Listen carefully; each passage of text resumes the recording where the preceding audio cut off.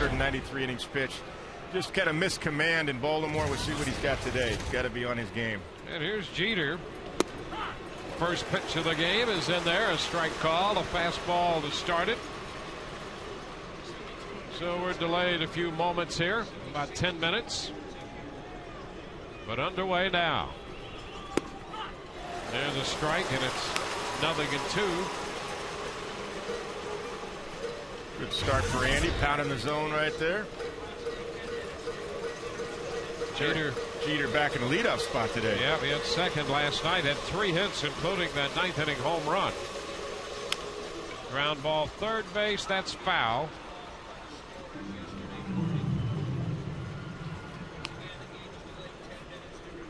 New York in with a mark of 4-4. The Rays also 4-4. The Yankees without Xavier Nady, who felt a pain in his right elbow throwing the ball back to the infield in the 7th inning last night. They're going to have an MRI taken of that elbow. It's foul back, holds the count at 2 strikes.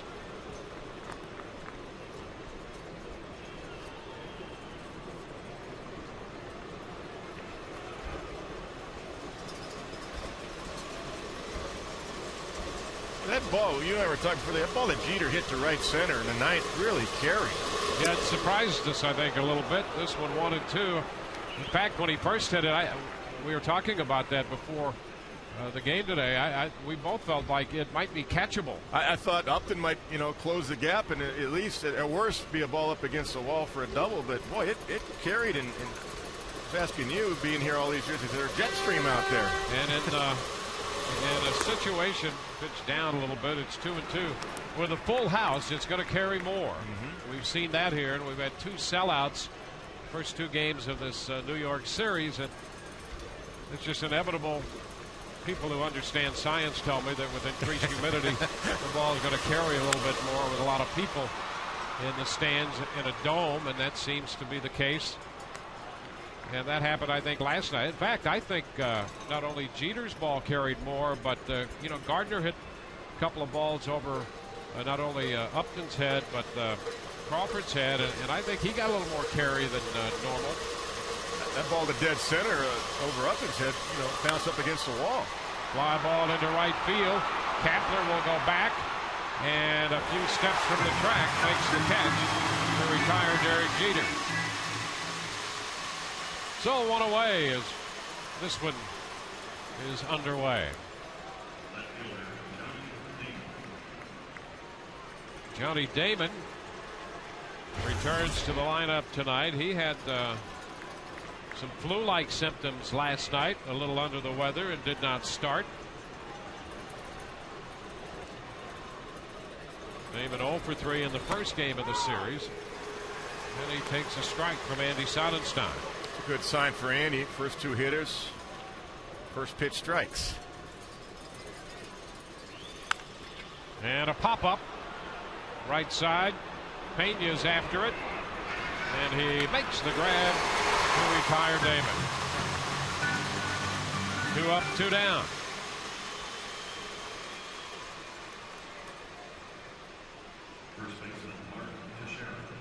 Mark Teixeira.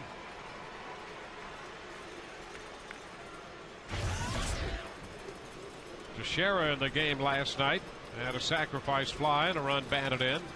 Also drew a walk, officially 0 for 3. Pitch is upstairs. He was 4 of 19 to start the year with a home run. That came in Baltimore. Pitch inside, and that continued to draw increased ire from the Orioles fans. Sure did. Seeing as how Teixeira's from that area and snubbed signing with the Orioles and inked that long-term deal with the Yankees, and he was greeted somewhat rudely over there. I don't think there's any such thing as a hometown discount these days, is there? Yeah, not these days of free agency. 2-2 now. Although they had a pretty good offer on the table too, the Orioles did. Strike 3 called. He's out of there, and that retires the side. A 1-2-3 first for Andy Sonnenstein. Bottom of the inning coming. No score, the Rays coming in to hit.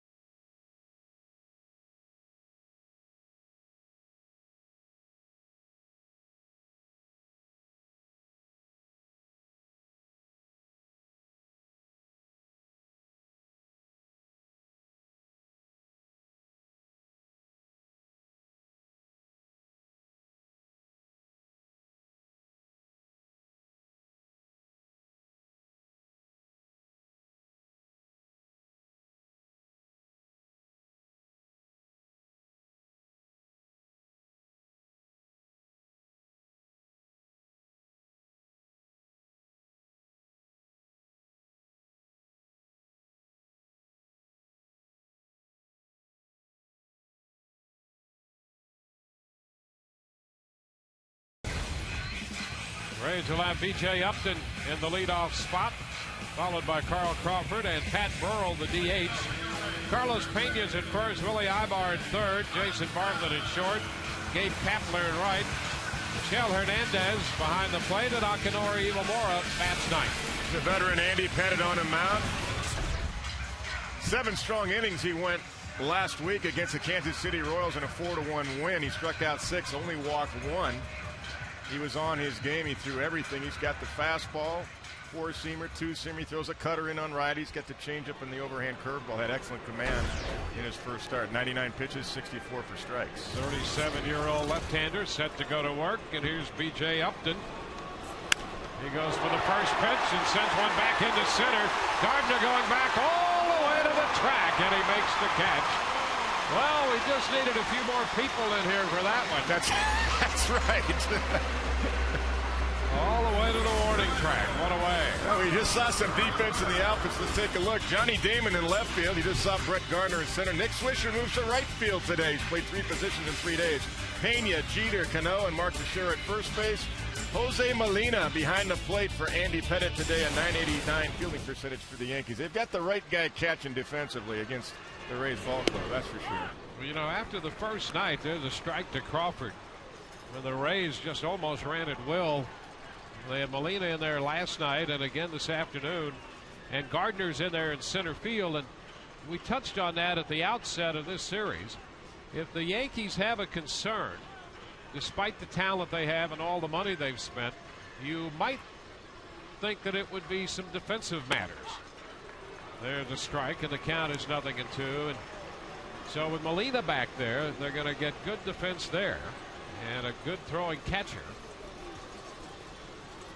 I think Gardner in center field will cover more ground to help out the pitching staff. Well, Gardner gets a good jump. I mean, he read BJ's ball really well right away, too, right off the bat. We noticed that in spring training when the Yankees came to Port Charlotte, how good it jumps Brett Gardner gets out there. It's too low. 2-2. Joe Madden, we were talking to him this morning down in the clubhouse, and one thing he asked, he said, who are the Yankees catching today? Yeah. I said, we don't have it yet. A little popper, left center field. Damon is there for this one. 2 outs. Well, the difference is you've got Posada, who's a great hitter, but he's coming back from work on that shoulder, and that really was a problem for him. And he's just not 100% throwing. And you've got a guy in Molina who last year threw out almost 45% of the runners trying to steal against him. Which is unbelievable in today's game, because the Major League average is about 30% for catchers throwing runners out. Pat Burrell, the DH, hitting third this afternoon. Evan Longoria lost to the club for today and tomorrow. Most likely will be back for the weekend. 1-1 the count to Burrell. He had to leave to attend to some family matters. 2 balls and a strike.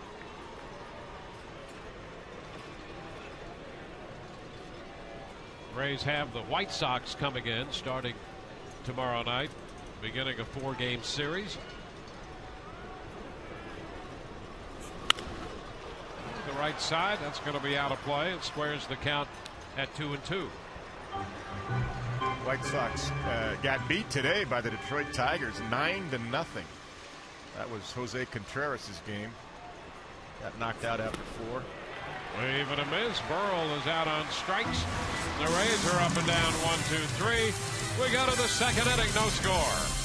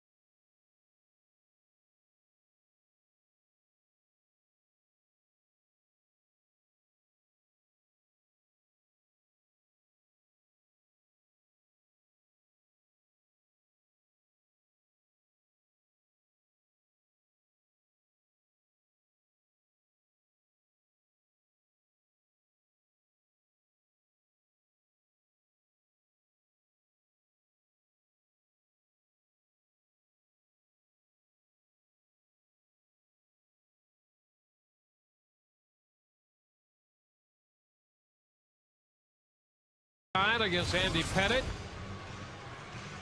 A.J. Burnett was on his game last night, and Matt Garza pitched very well for the Rays. That turned out to be, insofar as those two guys are concerned, exactly what was advertised. Yeah, it was a great matchup. A.J. Burnett had a no-hitter going through 6, and Matt Garza kept the game at 2-0 through his 7 innings. Both guys pitched great. Rick Swisher, he's been hot to start his Yankee career. Strike 1. Boy, he's the guy you got to lock in on because he's the hot man right now. Got to make some pitches on Swisher. Fly ball center field. Upton is right there. Upton turned around and ran right to the spot and made the catch. This is Matt Garza. He's had 2 great starts this year, and I'll tell you, the way he finished last year and has started this season, who knows what kind of year he could have. He is so talented. He's going to have a big year. It was 7 strong innings last night, kept the game at 2-0, and glad he got a no decision because he didn't deserve a loss, that's for sure. And the Rays were able to come back and tie the game off of A.J. Burnett, but the bullpen couldn't hold it last night. Jorge Posada, the pitch is a strike. You woke up and saw the score. You wouldn't have believed how close a game that was through 8 innings. Yep.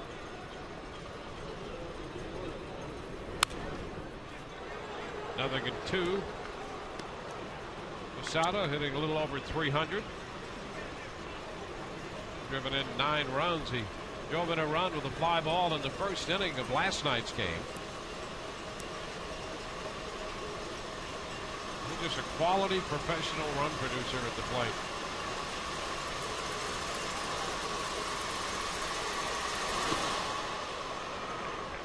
ball, 2 strikes.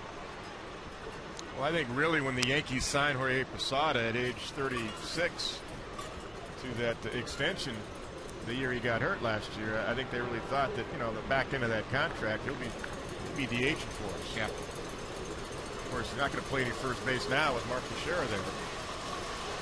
But the switch hitting DH down the road here, which is what he's doing today, not a bad thing, as he can hit.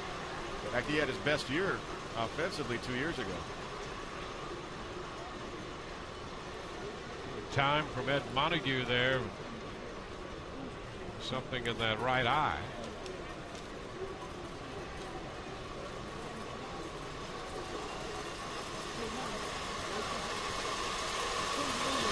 Swing and a miss. And had a little break on it, coming in on the hitter, and Sonnenstein picks up his second strikeout. Nice 76-mile-an-hour breaker right here. Right off the table, down and in at the hands and at the back foot of Jorge Posada. Beautiful pitch. Here's Robinson Cano. He's had a good opening road trip, 367. Kevin, I don't know why anybody throws this guy a fastball. Especially first pitch. Yep. Down the middle. He's going to hack at it. The fastball on the inside part of the plate. So located well because he loves to swing the bat. And if it's a fastball on that first pitch, he's ready to take a hack. Yeah, if you think you're going to get ahead, just throw a strike first pitch down the middle to him. He's going to jump on it. But Andy ball made a good stays pitch. away. It's 1-1 now.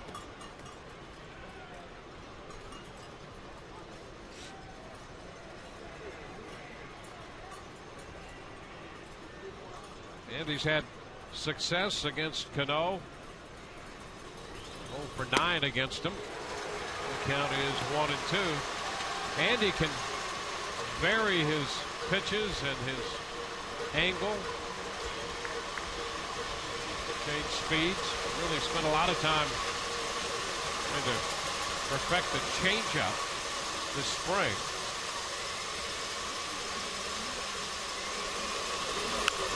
Ground ball, that's going to be fair and up the right side.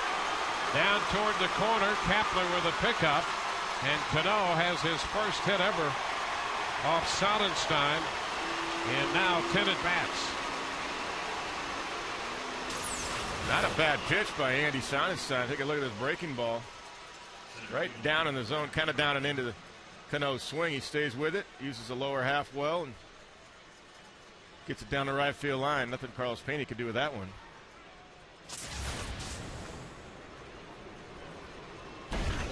And he had a little roll to that one.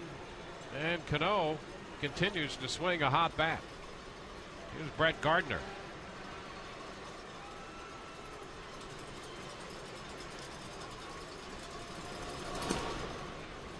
Pitch is in. 1 ball to no strikes.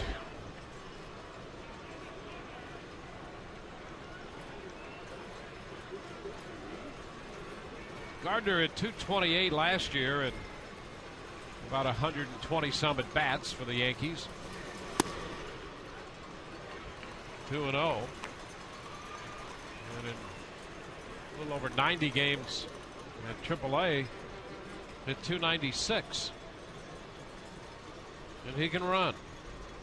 He can run, and he's a good defensive center fielder too. It gives Joe Girardi a speed dimension that he hasn't really had. Bounder to short. Bartlett has it, and the throw to first in time. So a 2-out double, and Cano is left on base. Bottom of the second inning coming up. No score.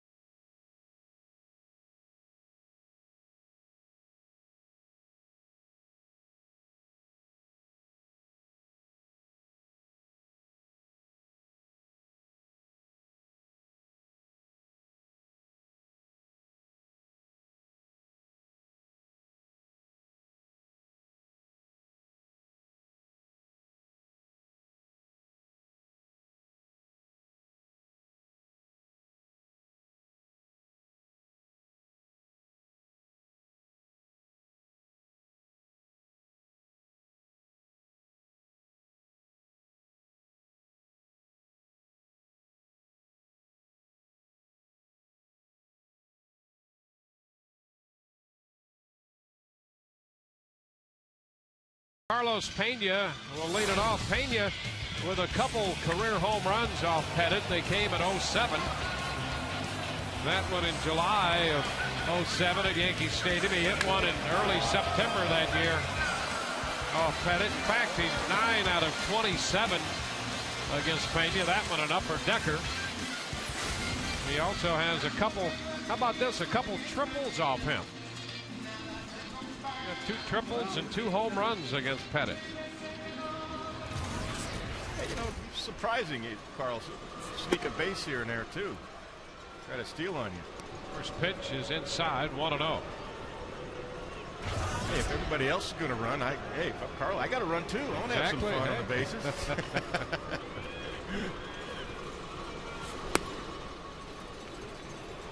2-0.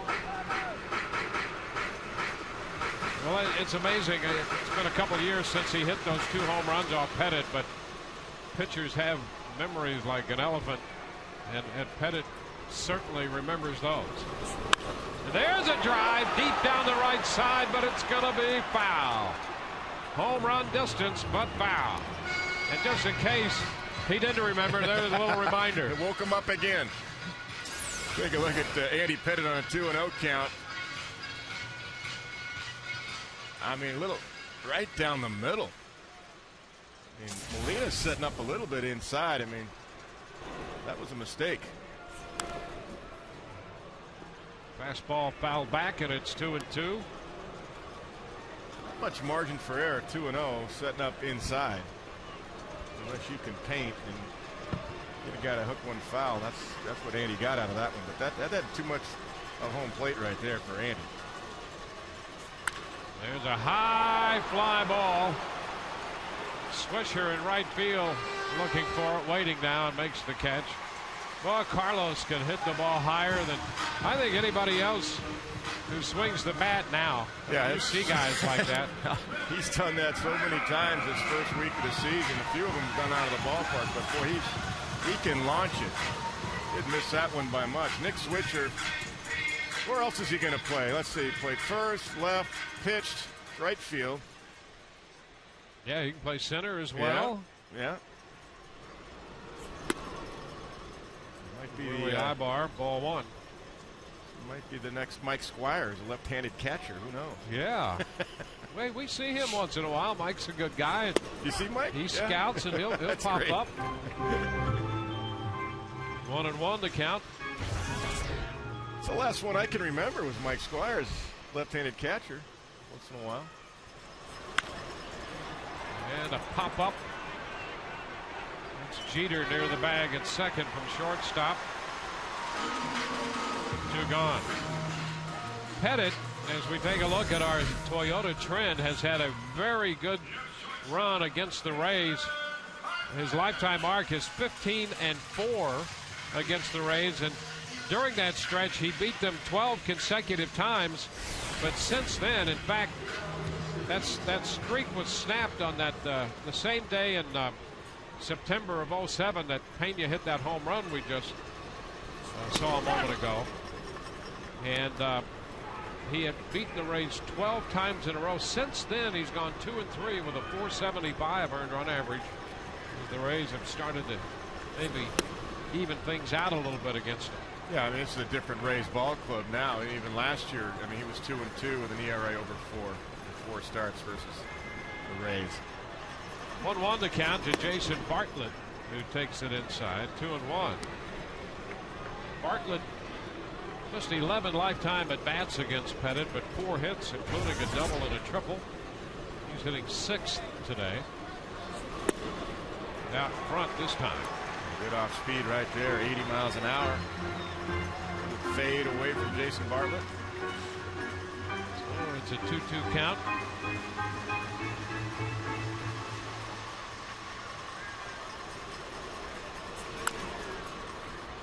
Holds the count even.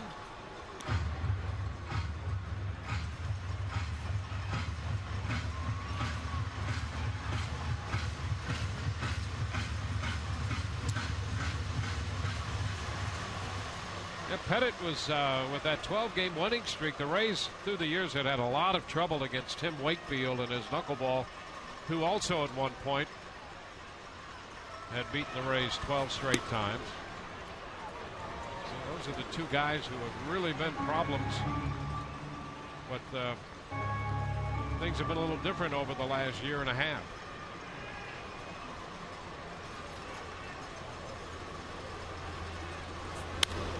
Is lifted towards center, and Gardner's making the call and the catch, and it's a 1-2-3 second. We're headed into the third. No score.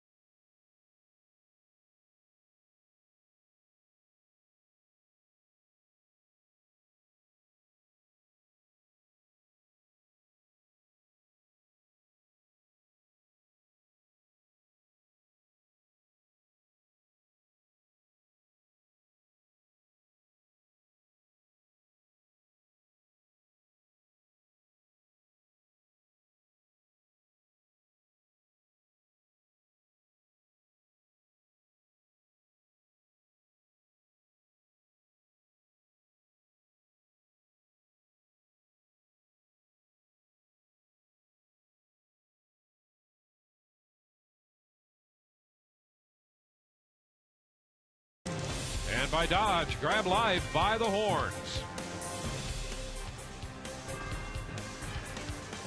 From Tropicana Field, on to the third, no score. Romero Pena is playing third base again this afternoon.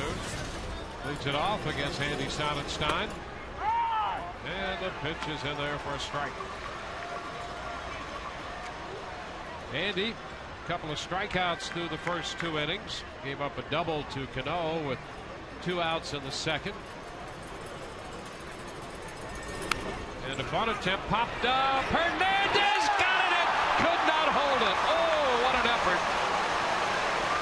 Great extension by Hernandez. He had it in that mitt and then just couldn't hold it. That would have been some play by the Rays catcher. He got out of the box quickly. I mean, he like a cat right here. Watch Hernandez behind the plate. Boom. He knows exactly where it's at. Watch the full out dive, and then when he hits the ground, the glove hits the ground, it pops out. But he had it.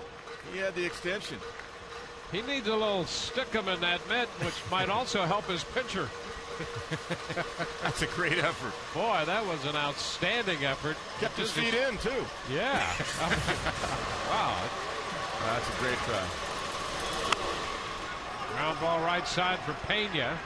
Sonnenstein covers. That's the first out here in the third.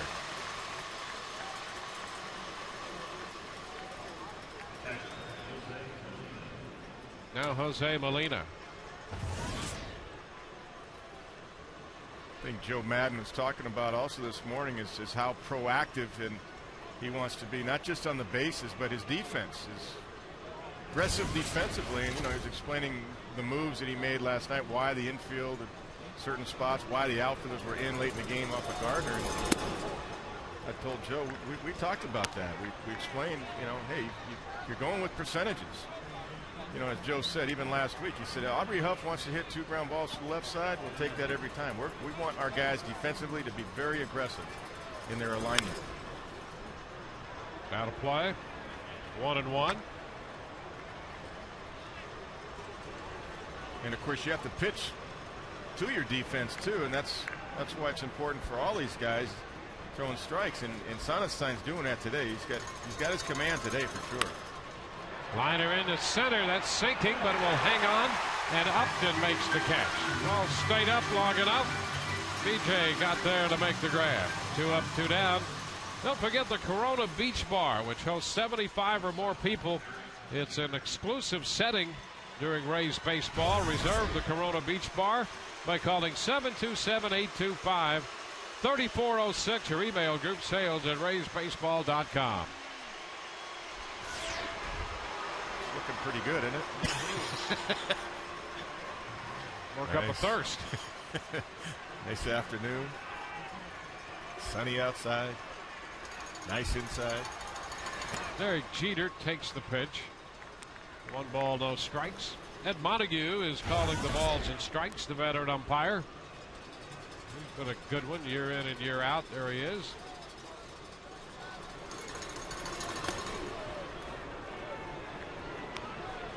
Two balls, no strikes.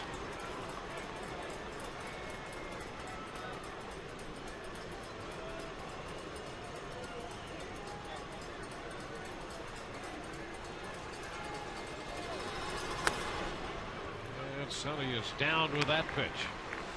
3-0.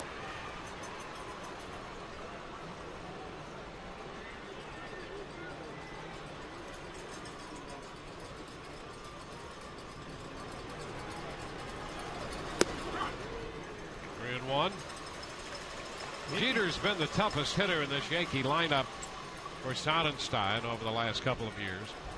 I mean, that's because Derek stays inside, goes the other way, and he'll just take what you give him. Sonnenstein is all the way out full with him, 3-2.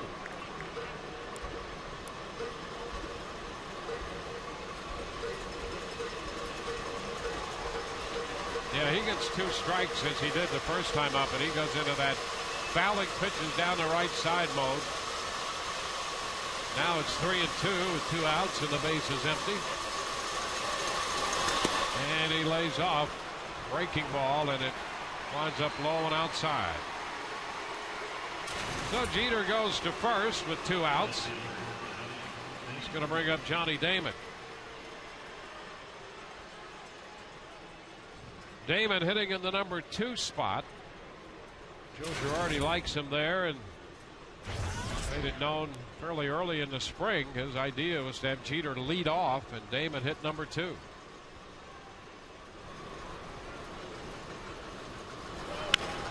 Fly ball up the right side, headed toward the stands. And a foul ball out of play. And ideally, when Posada's catching, he'll have Gardner hitting 9th, which in essence Jeter would be hitting 2nd behind Gardner, just like he was last night. So you got 9 and 1 in the same sequence. So but Posada, he's still coming back against the Rays. The way the Rays run, I think it's the right thing to have him DH. 2 strikes the count on that foul ball. They got to pick your spots with Jorge. I mean, he didn't throw bad. I was looking at his release and a carry on his ball. A couple of them were not what we've seen in the past from Jorge, because he's always had a pretty good arm. But that's going to come with time. But boy, when he gets the Rays catching 9 innings, he might be running 5, 6, 7 times. That can wear on him. Just a piece of it, a foul ball. Damon is still alive. Jeter has walked here with 2 outs. Jeter 2 for 2 in the running department this year.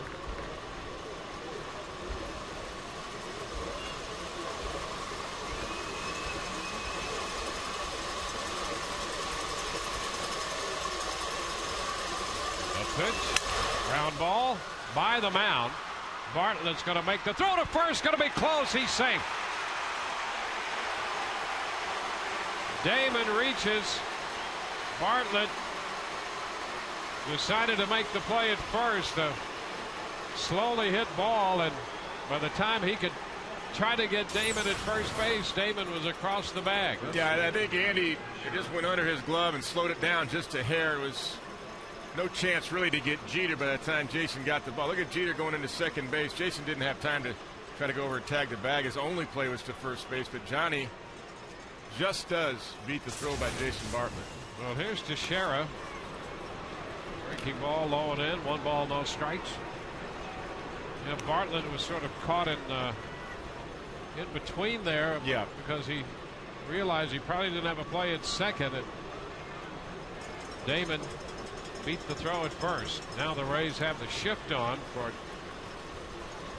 Mark Teixeira.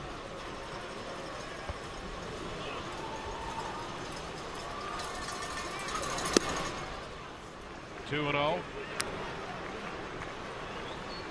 And the only reason Willie Arbar has to play wide of third and not over in the shortstop hole is because Jeter will beat him to the bag on a steal. We can't play over there because Jeter in the secondary lead will beat him to the bag. Yep. So there's a big hole left of second base for Mark Teixeira.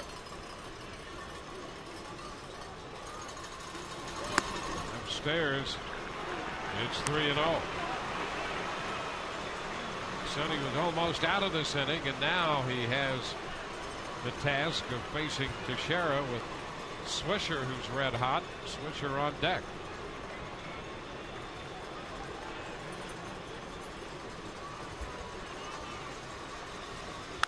And a high foul. They turned him loose. 3-0, and Teixeira lifts it out of play. 3-1. It's a good thing that fastball was up a little bit, because Mark was on it, but it was just a little bit up and out of the zone. And he couldn't square it up.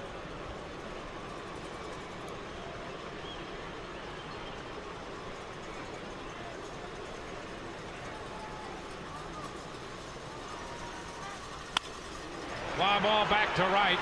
Kapler going back and makes the catch just as he hit the track. So we head into the bottom half of the third. The Yankees lead 2. We have no score. Don Zimmer will join us when we return.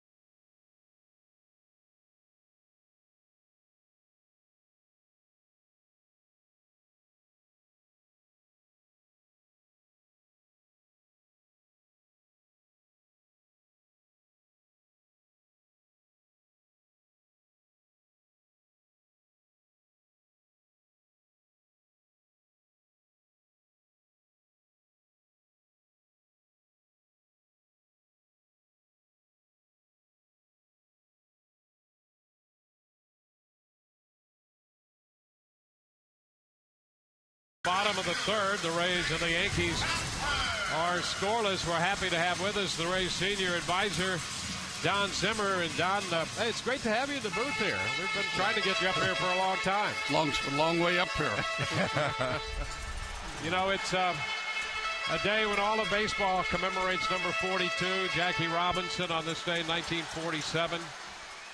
Broke the color barrier, and we thought you were a natural because along about 1954.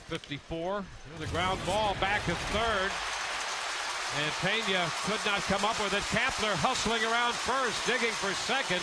The Rays showing some hustle out of Gabe Kapler, and he has himself a double.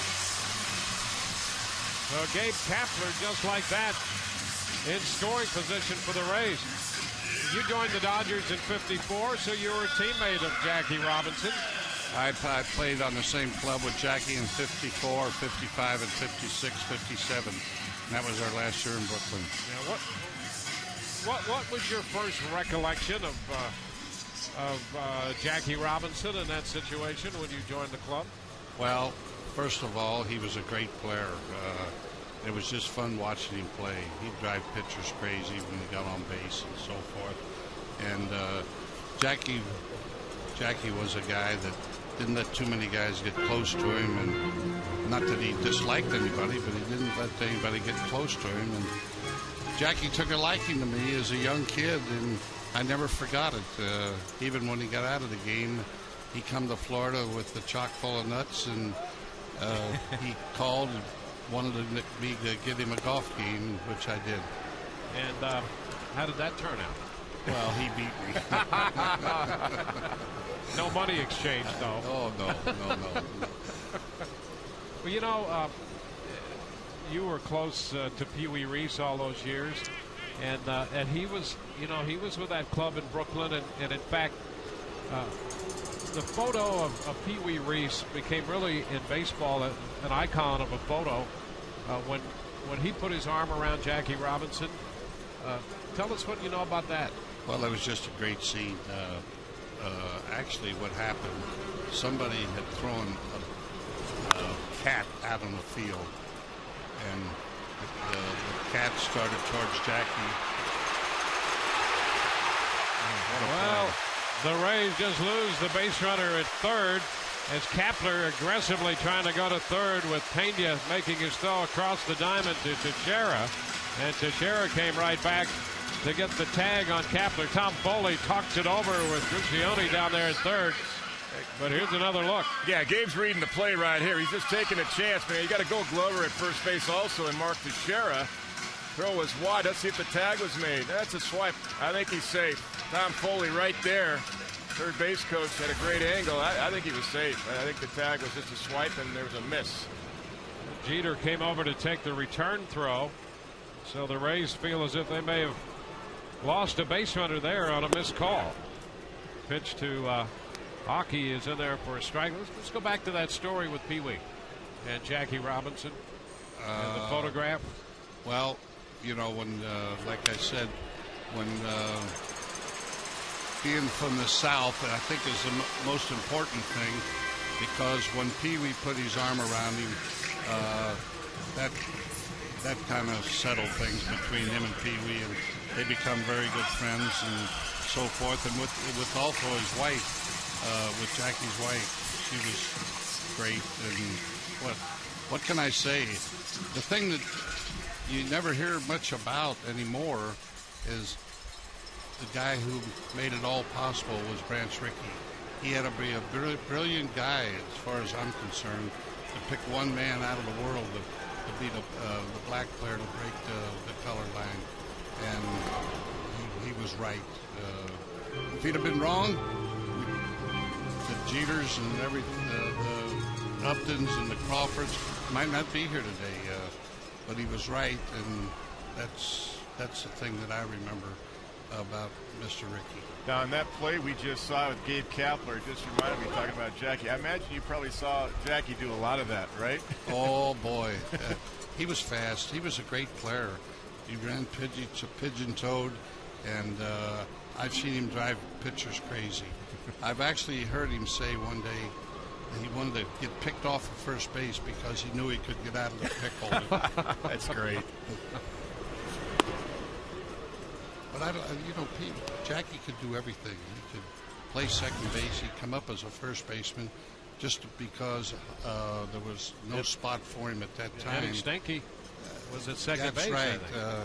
I watched the 1947 World Series as a young kid. We won the National American Legion Championship, and we got to go and watch the Yankees and Dodgers play in '47, and Jackie was playing first base. And a lot of people don't know that, but he started out at first base. Yep. And I got to see the ball hit, that DiMaggio hit, and Gianfrido caught the ball. Down that left field, down toward the corner there. No, it was a home run in left field. Yeah. That was good. And he made the catch. Gianfredo made the great catch, and you see DiMaggio kicking the bag. I remember, we see that all the time. That was down the line there, right? But look at this right here. This is something. Of course, I kid Yogi today every time I see him. I said, Yogi, Jackie was safe. That's great. We were always into it, talking about that. It's a strike to Upton, 2-2. Well, you know, probably from a running game, he had, forget everything else, just from that aspect of the game, he probably had as great an impact on the game there as any other player. No question about it. When he got on base, the pitchers couldn't think about throwing the pitch home. They were worrying about him stealing second, third, or home. See, he stole home a lot of times. You don't see it anymore to mount anything because pitchers don't wind up with a man on third no more. They pitch in the stretch, and that's why you don't see the steal at home much anymore. Iwamura is at first with 2 outs. 3-2 the count to Upton. And there's a shot toward right center field. That's going to be in there for extra bases. We'll get a chance to see a little extra base action here. Iwamura is headed to the plate, and he is safe. He came sliding across the plate on the 2-base hit by Upton, and the Rays take a 1-0 lead. And you know, Kevin, I kept looking for Montague to call him safe. Maybe I missed the call. He didn't do anything. Take a look at Iwamura full speed. I mean, he's trying to score right away. As soon as that's in the gap, Tom Foley's not stopping him. That's the right move with 2 outs. Make the defense make a play. Cano really didn't have a whole lot on that relay. He didn't really get on top of that and let it fly. Kind of a flip. So BJ doubles home the first run of the game. Hockey scores from first. Now Crawford. That's a strike. Carl thought he checked and thought, well, Montague made the call, so there's no appeal after he makes a strike call. Don, I was working with Don Newcomb the last few years with the Dodgers. I've known Don a long time, and he was saying that Jackie really taught the other players, the other black players on the team, like Roy Campanella and Don Newcomb, how to act, how to turn the other cheek, things like that. I mean, you see Don Newcomb at the stadium this day. He's still dressed in a suit and a hat like they did in the day, and he said Jackie taught us all that. Well, I can believe that. Jackie had to take a lot when he come up. By the time I got there, it wasn't as bad, but still it was black and white restaurants and hotels. He couldn't stay at our hotel, and as a young kid, I couldn't understand that. But that's the way it was, and Jackie was just a strong man, and he could cope with it. I think that goes along with what you said. Branch Rickey, I obviously never met him, but everything I've heard is some kind of man. Well, Jackie started out in Montreal. That was our AAA farm club, and he come into Brooklyn. There's a 1-2, and that ball is going to skip past Swisher. Crawford's on his way to second. Upton will score, and the Rays have a 2-0 lead. Back-to-back doubles from Upton and Crawford, and the Rays break open a 2-run advantage.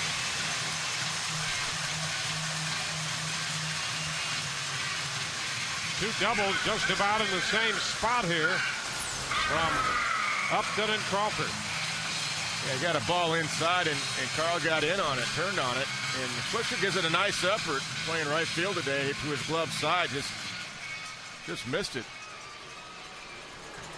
Like he dove over it. Now Pat Burrell, the Rays' designated hitter, up in the 3rd spot in the lineup today. And he pops it up right side.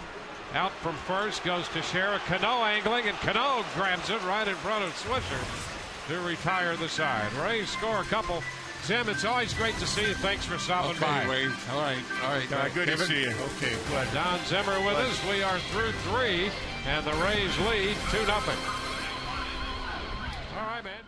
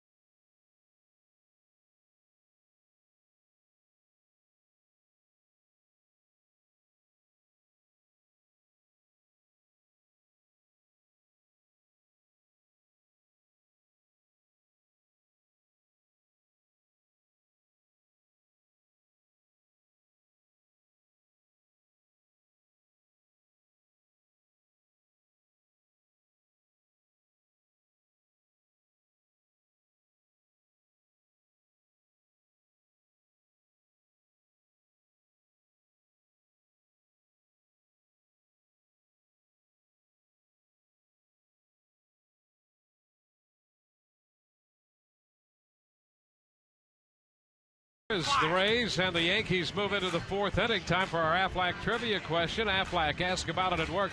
How many times in his 10-year career did Jackie Robinson steal home?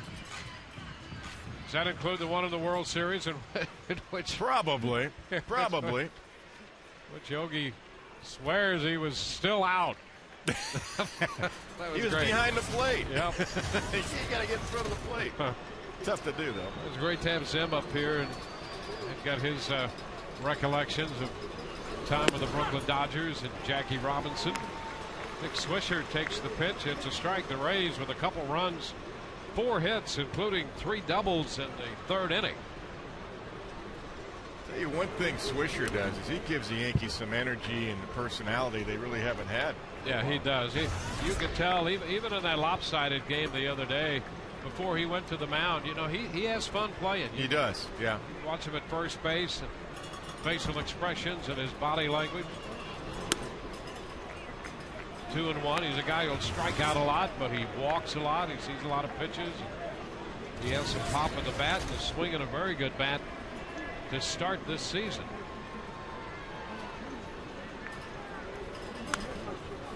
It's a big cut, fouls it. It's 2-2. Yeah, and he's locked in here at the start of the season, so both sides of the plate. So that's the one guy you really got to concentrate on. He's hit 4 home runs already, and it's 458 coming into this game. And Joe Girardi will find a spot for him if he keeps doing that. He's started first base in the first game, left field last night, right field today. 2-2. Full count.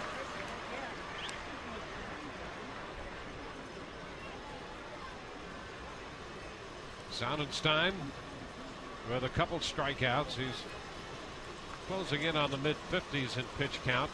54 right now. Full count here in the fourth to Swisher.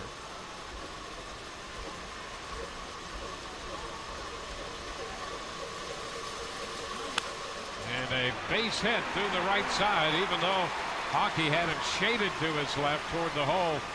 He hit it through the right side and has a leadoff single. That was a bullet. 3-2 right there, and this is the guy we're talking about. He is so locked in. Take a look at the concentration, the leg lift, the load on the backside. Right there. I mean, just great concentration. Head down through the ball. Good balance right there. Short, compact swing. Hard to believe with that swing you're seeing this series that he hit in the low 200s last year, but looks like a different hitter. He's about a 260 hitter lifetime anyway, but man, is he locked in. Ball looks like a basketball to him coming up there. Posada fouls it back. Strike one. And hitters will tell you that. What's the first thing they say when they're post-game press conference? They'll say, "I'm seeing the ball well." They don't usually talk about mechanics. I'm seeing the ball well. And Nick Swisher is seeing the ball well. If you're seeing the ball well, somehow mechanics seem to fall right into place. Yeah, they all fall into place. Look, he's still talking. He's having fun. If you teach a kid to hit, and I mean, I think kids are going to just naturally do things, but you know, the first thing they concentrate on is seeing the ball. That's the most important thing. If you don't see the ball, I don't care how your mechanics are. You know, you're not gonna hit. You know, and a little guy with no experience at all is going to try to hit the ball, and his mechanics allow him to do that. Absolutely. They'll find a way to get to it. I mean, look at all the different stances and ways guys hit. I mean, there's no carbon copy. I mean, there's some things you have to do to get to the ball eventually. But how you set up, whether you have an open stance, closed stance, hands high, hands low, bat flat, it's all a personal preference. You just got to make sure you get the front foot down in time and get your hands to the right spot in time.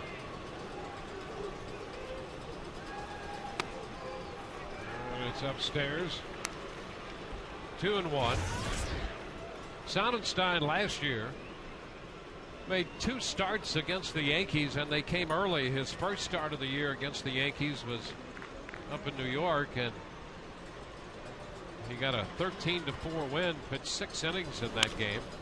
Fly ball toward left center, and Crawford closes to grab it. That'll be the first out of the inning. And then again, his third start of that year, he pitched against him here and ran into some trouble in 3 1/3. He gave up 7 runs and was touched for 3 home runs and threw a lot of breaking balls, and felt that he's just going to have more confidence in his fastball and his location coming out of that start. And it came right back in his next start and threw a 3-hit shutout against the White Sox, just changing the mix of his pitches and not relying so much on a breaking ball. Fly ball back into deep center field. Upton going back, and that one's going to be off the wall. Cano has just hit one out. Cano got it up over the fence and the back wall, and it bounded back onto the playing field. And so Robinson Cano continues his hot start. That's his second home run of the year. Yeah, and he got a fastball also. Look at this, right down the middle. Hernandez sets up away, but the ball is belt high right down the middle, and he's jumping on every first pitch fastball. So we were talking about. He did that last night when he opened their 4-run ninth. He lined a fastball base hit. This time he lines the fastball out of here to center field, off the back wall and out for a home run.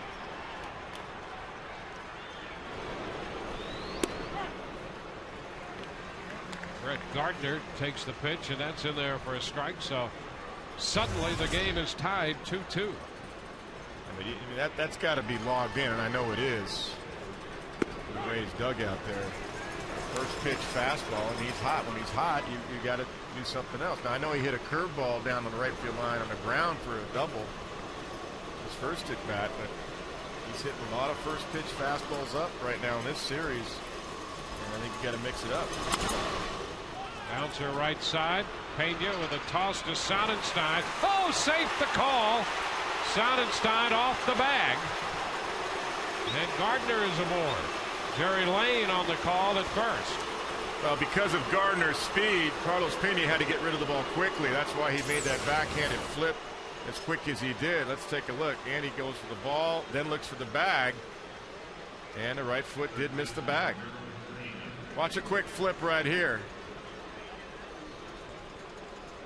Now, ideally, you try to get it to the pitcher before he gets to the bag if you can, but Brett Gardner runs so fast. Pena was trying to lead Sonnenstein to get the ball in the bag at the same time.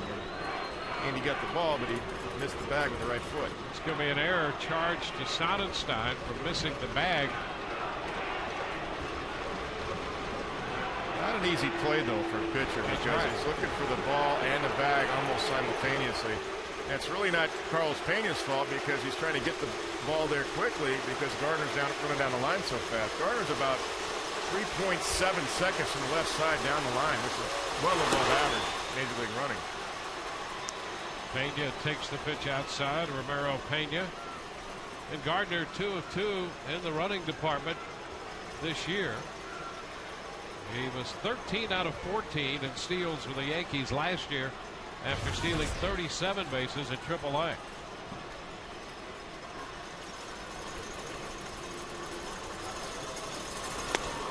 There's the strike, and we'll take a look at Gardner, how quickly he got away from the plate on that play. I mean, he's a slash. As soon as he hits it, he's busting tail. I mean, his head's down. Look at him slide.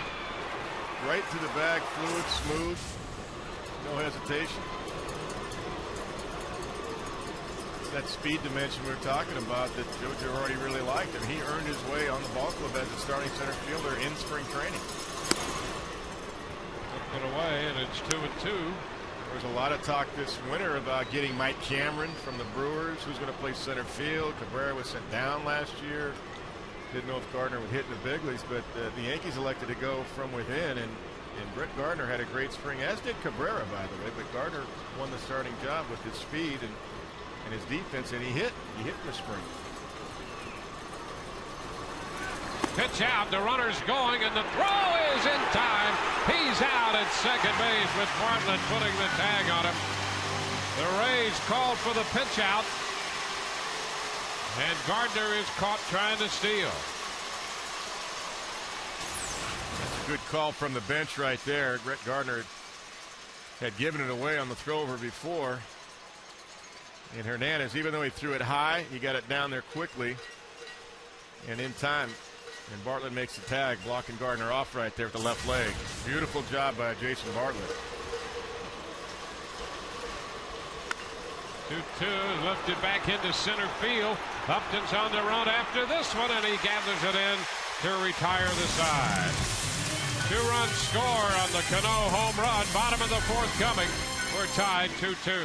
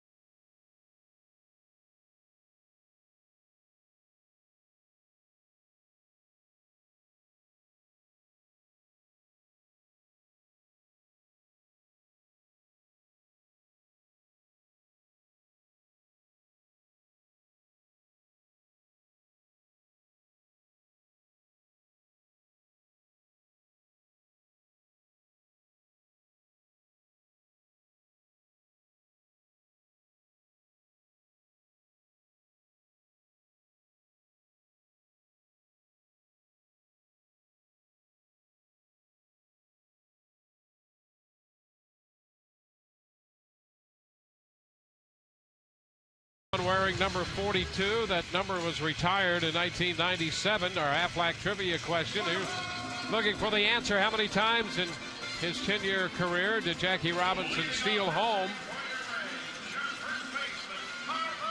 And our answer is, and it's going to be high, 19 times. How about that?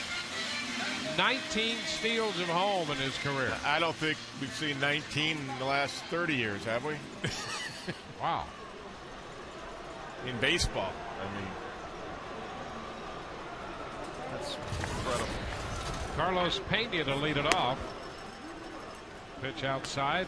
Tie game. Rays put 2 up in the third, and the Yankees got the home run from Cano in the top of the fourth.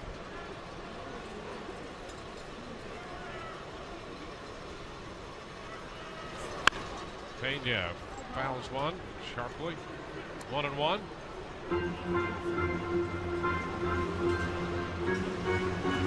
Jackie Robinson, I think, was on 6 World Series teams and was the Rookie of the Year when he came up in 47, and a couple years later the MVP. 2-1, and with 19 career steals of home. You talk about somebody revolutionizing the game, not only by breaking the color line, but just the way he played. You know, and those steals of home, those aren't the first and third double steal type either. That's a true steal of home, where you're just the man at third base and you're taking off on the pitcher and beating the play at home plate.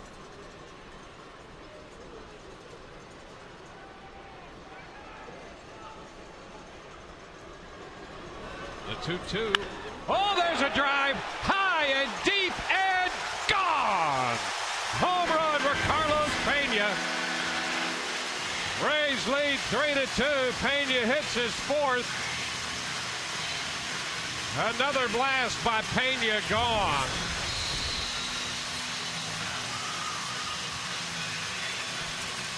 Well, you mentioned it. We talked about it last at bat that Andy Pettit well aware of the success Pena's had off of him, and that's another breaking ball. Pena has taken Andy Pettit deep on. The ones we showed earlier were also breaking balls to the same pitch. There's Willie Ibar lifting one into short right. Cano's out there to make the catch. You know, and he just missed that one in the second inning. Yep, that high fly to right. He did. You're right. On his Gold Glove day, you see the Gold Glove before the game. Boy, that's impressive, that Gold Glove. Beautiful.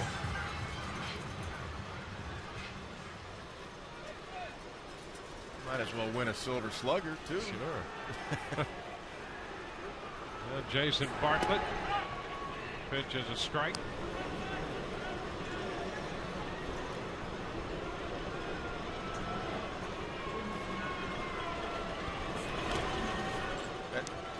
One and one.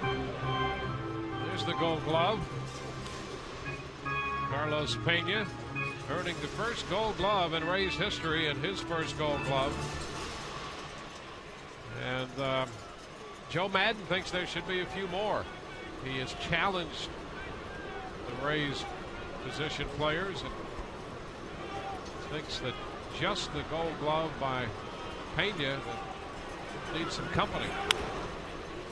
Looper into center, and Cano backs out for this one to take care of Bartlett's pop-up. So 2 outs.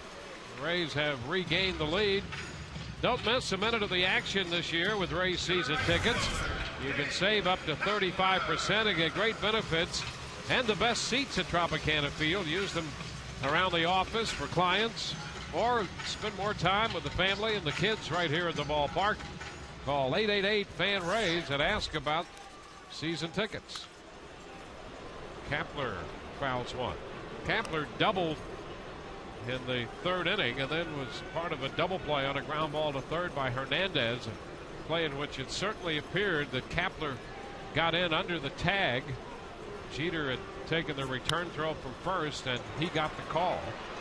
Pitch popped up, and this is caught by Pena, the third baseman, to retire the side. But Carlos Pena hit one out to open the bottom of the fourth, and with that, the Rays now lead 3-2.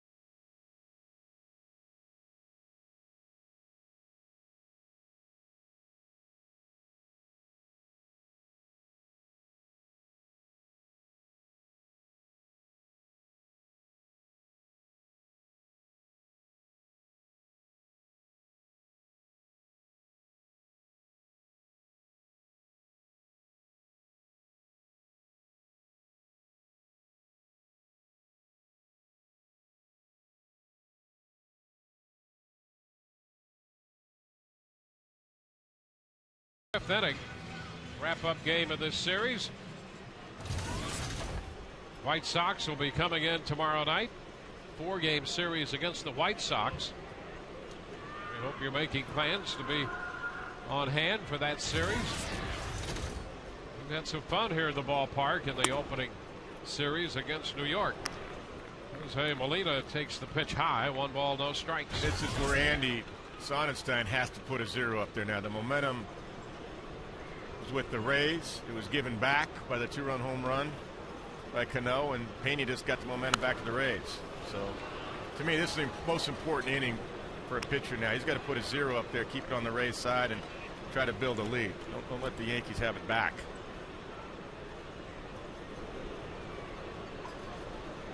Joe Nelson up in the Rays bullpen right now. Fly ball right field. Kapler backs up and makes the catch. 1 away. You can get in on the action. The Rays action in 2009 with exclusive on-field seating with your group of 50 or more at the Checkers Bullpen Cafe. Available dates are filling up fast, so act now. Get your group together and sit behind the Rays bullpen by calling 727-825-3406 or go to RaysBaseball.com. I'll guarantee if you're down there, you'll make a new friend in Bobby Ramos. If you're there, he's going to talk to you. That's true. This is Derek Jeter. Pitch inside. 1-0. Jeter walked in the third. 0 for 1 officially. I still like the bullpens down the lines, like I do too. like here at the Trop, where the fans can see it right there. It's a tap foul. It's 1-1. Yeah, that's a throwback to really the old ballparks. Yep. And I like it much better than tucked away somewhere beyond the outfield fence or, you know, at different levels. Yeah, you know, some places you don't even know where they're at, you know. Yeah. It's fun for the fans to be right there. Up and in. 2-1. That used to be a thrill going to games as a kid, to sit as close to the bullpen and then watch the catchers from about 10 feet away, because I was a catcher as a kid, just to see what they did, you know. Fly ball center field. Upton's going to have to go back for this one, but he'll have room and he makes the catch. And I tell you the other thing, in the old days, you know, you get into the ballpark and you could sneak your way down to that bullpen area. And, oh yeah, you know, it's a great bargain. Hey, look at that. That's awesome right there. This guy in the glass is checking out Joe Nelson. He's getting an up close view of what that Vulcan changeup grip is. Yes, that's you right. Can't get anywhere else. There he is. Might be somebody's advanced scout. Better check him. Damon bouncing one foul. That's a strike. Actually, I saw one of the advanced scout for the White Sox this morning, so I know where he's at. Yeah. He's here. That White Sox series, Jeff Neiman's going to make the start tomorrow for the Rays, and the left-hander John Danks will be on the hill for the Chicago Ball Club. There's a strike. And then the rest of that series for the Rays sets up this way, with Neiman going tomorrow. Shields, Kazmir, and Garza Friday, Saturday, and Sunday. Wave and a miss. Damon out on strikes to retire the side, and Sonnenstein did exactly what he needed to do after the Rays took the lead. He put up a 1-2-3 inning. 3-2 Tampa Bay.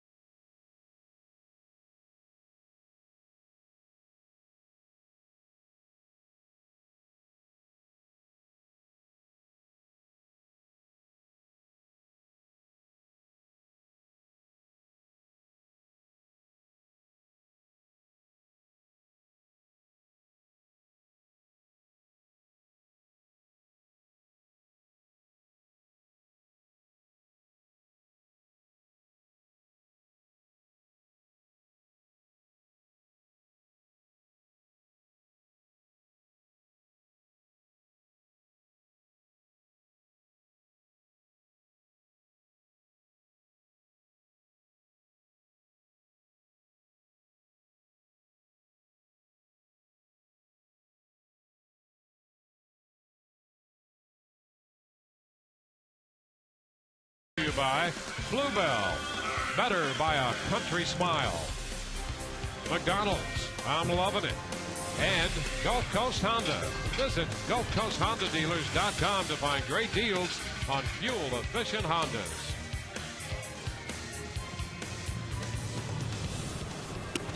Rays half of the fifth inning.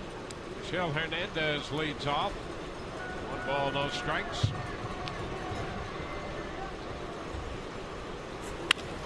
There's a liner and a base hit over Cano's head. Cut off by Swisher in right center field.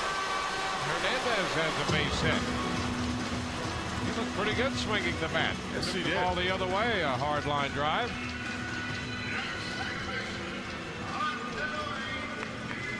Akadori Iwamura will be coming up.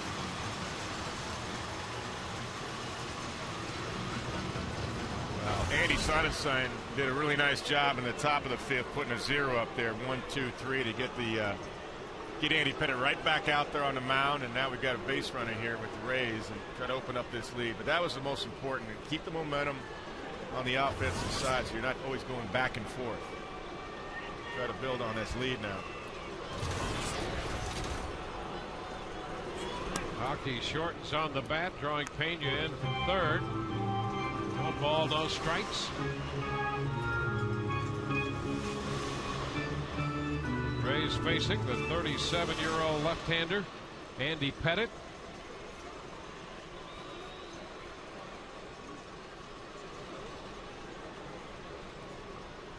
Over to first, and now he has Hernandez picked off.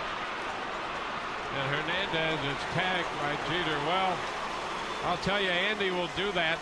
He has a great move, and a lot of people think it's a balk move. But he picks off Michelle Hernandez, and if you're not paying close attention, this is what can happen. And that's the guys he will feast on, and the guy that hasn't seen Andy very much over there at first base, like Hernandez, even though he's been around. Now a strike to Aki. Well, that's a big out, getting that That's leadoff huge. hitter picked off. It's popped up back at third. Pena hustling over there, but runs out of room. And it's 1-2. You know, as long as Andy doesn't make a move where he's crossing the plane with his right leg, you cross the plane right leg over left in the stretch, you have to go home. But he lifts it kind of straight up, turns it in a little bit, and a lot of people think he's balking, but he's done that for years. He's still one of the best as far as that type of move. He really doesn't go quick to the plate. If you guess right, first move on him and he's going to the plate, you'll steal off of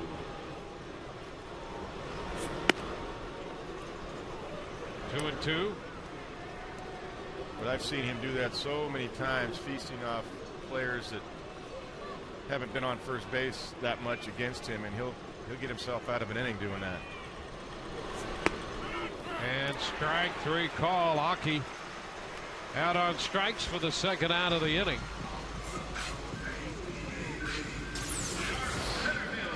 Well, Pettitte picked off 10 runners last year. Just got Hernandez before striking out Iwamura. And Aki thought maybe that was outside. It definitely was high enough that Andy painted the outside corner. A little cut to that fastball right there. B.J. Upton. Ground ball headed to the shortstop. Jeter up with it. And that retires the side. The Rays are out in the fifth inning.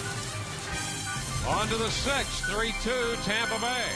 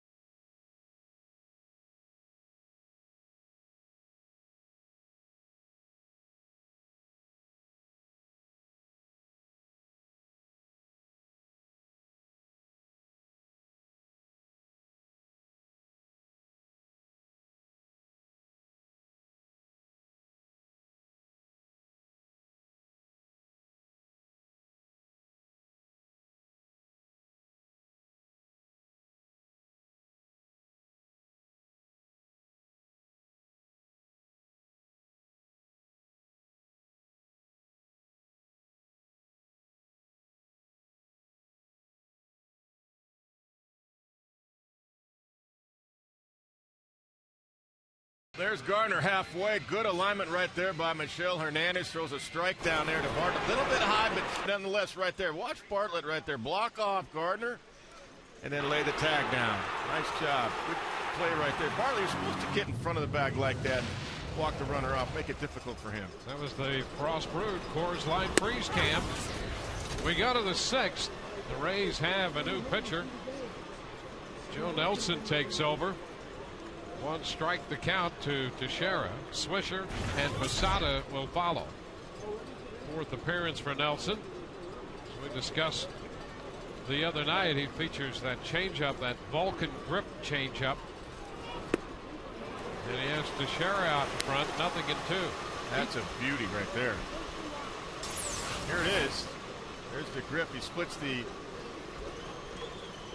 ball right evenly between the 4 fingers right there, and I don't know how he does it, but you really have to spread your fingers. The index finger and the middle finger are split between the ring finger and the little finger, and the ball goes in there. Pitch is high.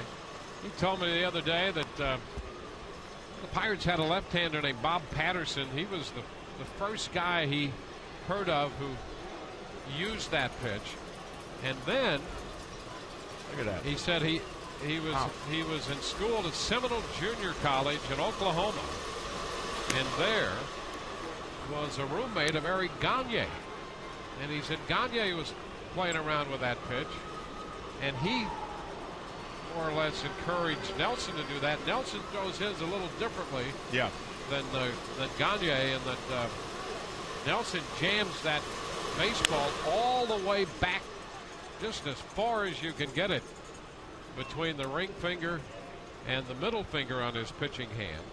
Gagne would throw that pitch a little more extended out toward the end of the fingers, but look where he jams that thing. Yeah, it's way back. Let's take a look. Way back in here. I mean, he just jams it in there and then throws it with the same arm speed as his fastball, and the bottom falls out of it. Strike 3 call. Teixeira caught looking. That's out number 1. And the other thing that does, when you're looking for that changeup, here comes a fastball at 85 miles an hour. That's good sequencing right there. Look at that. That's paint on the outside corner and at the knees. Second time Teixeira has been caught looking. But you know, you're right about Gagne. He threw people thought it was a split. It was more like a 3-finger changeup, but it wasn't a true split. But now that you say that, that's what it was. It was a version of what Joe Nelson's doing. And when Gagne won the Cy Young Award and saved 84 in a row, he could throw that changeup anytime, any count, along with his 98 fastball, and he had a curveball. All 3 pitches made him devastating. Swisher, and he takes the pitch down. So he gives Gagne credit for helping him develop that pitch, and he said he was a roommate. He said, and I know our director Tom Hastings is going to like this. He said the coach had Nelson room with all the Canadians on the team to keep them eligible. 1-0 the count. There's a strike, but they were friends out there at Seminole Junior College in Oklahoma, and they both stayed eligible and learned a pretty good pitch. And it helped him. He had a nice year last year with the Marlins. It was solid. Pitch is down. 2-1. I always thought Canadians were pretty bright. Yeah, me too. Certainly.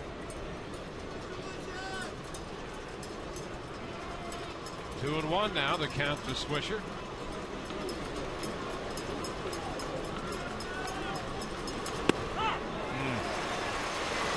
2-2. That's a beauty. 76 miles an hour. That thing floating over the inside corner. Take a look. It comes back over the inside corner. Boy, if you can master that, you get anybody out. That's like running a 2-seam fastball over the inside corner, except it's a changeup.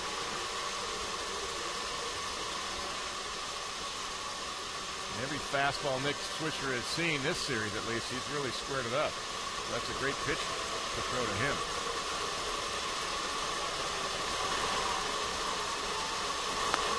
Upstairs, a fastball, and the count is full.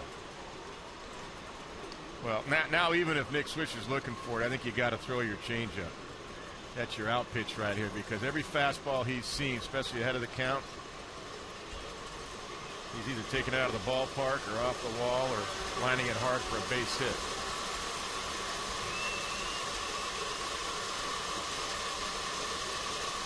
Three-two. Fly ball lifted toward left center and up and back, calling for this one. Two gone. Good pitch. That was indeed a 3-2 changeup. That's the right call. Good execution, because Joe Nelson got that ball down and made Nick Swisher reach for it. And you still see how far Swisher hit that ball. Pretty much to dead center field. Now, the last time Nelson pitched was in the Baltimore series Saturday, when he gave the Rays a couple of innings, and that's a dimension that he does bring to the bullpen. Yep. He can give you a multiple inning outing.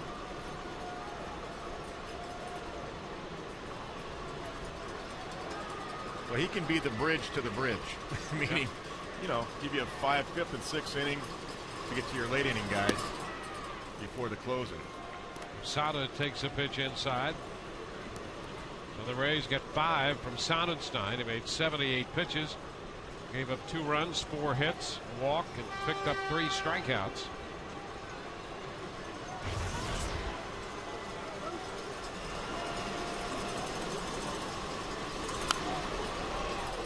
One ball, 1 strike. I'm watching, obviously, the Rays defense on all these hitters, and Posada, every time he comes up, they're playing him dead straight away up the middle in the ground, dead straight away up the middle in the air. And the charts obviously show that, because Jorge does go left center pretty well, right center. Never really been a dead pull hitter. He's got good gap power, obviously. He's got good opposite field power. And on the ground, he'll take the ball to the holes on the left side and the right side. So that's why everybody's straight up.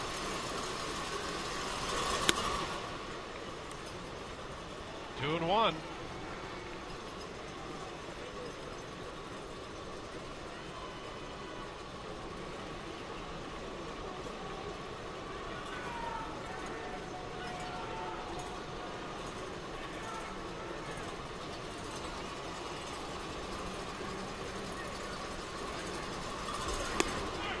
That's a strike. Squares it. 2 balls, 2 strikes. It really does. You're looking at 76, 77 with the changeup, and 85 looks like 95 as a hitter. I think that's by design, too, by Joe Madden with just the middle of this order, because they've seen a lot of good fastballs to hit, including the guy on deck. And a fly ball lifted into center. BJ is there for this one. And it's a 1, 2, 3, 6. We're through 5.5. The Rays lead 3-2.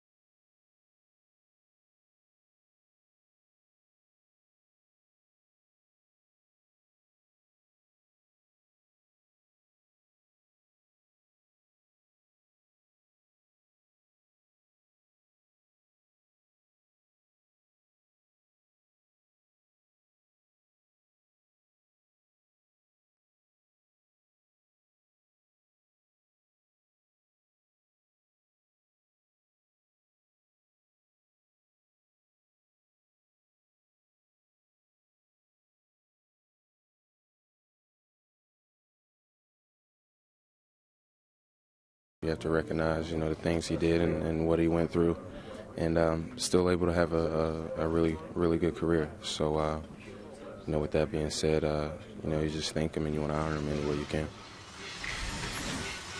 So the Rays and the Yankees all wearing number 42.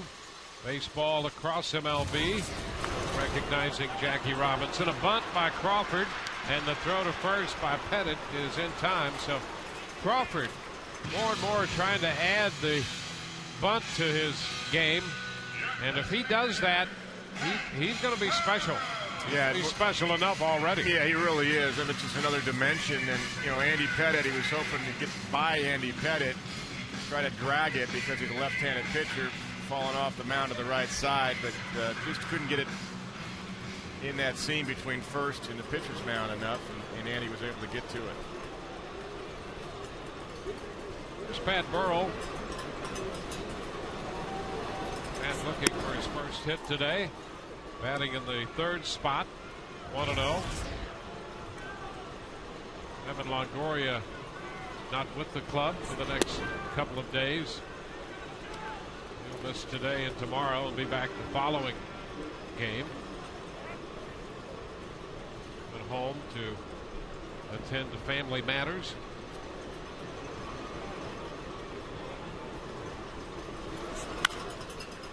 Which is foul out of play. 2-1. Rays have Balfour up now. As we were talking about it, after his last appearance, I think somebody's going to pay in his mind.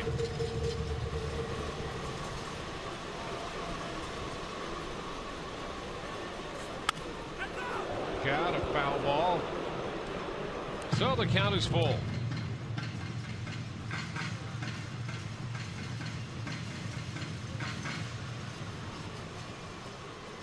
Something Pat's been doing very well so far, and really throughout his career, work the count.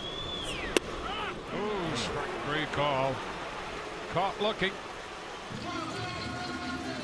2 gone. That's going to bring up Carlos Pena. Time for Alltel Wireless. There's a circle for everyone. Call 5, 10, or 20 numbers on any network with My Circle exclusively from Alltel. Carlos Pena circling the bases after hitting his 4th home run of the year. And that's the difference in this game. The Rays leading 3-2.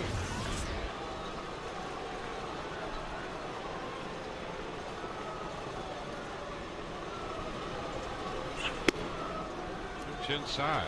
Rays facing Andy Pettit, who, as we mentioned earlier today, for a long time was a nemesis to the Rays, along with Tim Wakefield. Wakefield had a no-hitter going today against Oakland. Finally broken up in the 8th by Kurt Suzuki's single. 1 out in the 8th, and the Red Sox lead at Oakland 8-1 now. Oakland got him last night, though. Came back and beat the Red Sox. Red Sox had a tough West Coast road trip. Pena ahead in the count, 3-0. Carlos Pena is very quiet at the plate, slightly open stance. I like the way he loads the weight on the back leg, and I don't mean a lean, just loads. He feels the ground with the back leg as the ball's on the way. There it is. And then, boy, he uncoils. He gets something in his zone. He can launch. Take a look right here. There it is right there, that back leg. The weight's right there as he strides. Everything is back. That's a great take. Even when you take a pitch, that's how you should stride. And the 3-1 is popped up straight back. That's going to be out of play. So a full count.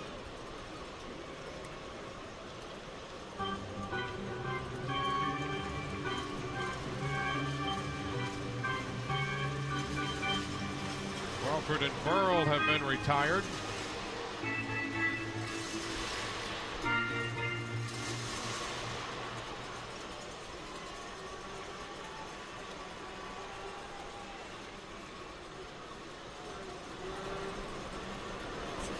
And a wave and a miss. Pena is out on strikes. A couple strikeouts in the inning for Pettit. We've completed 6 innings at Tropicana Field, and the Rays lead 3-2.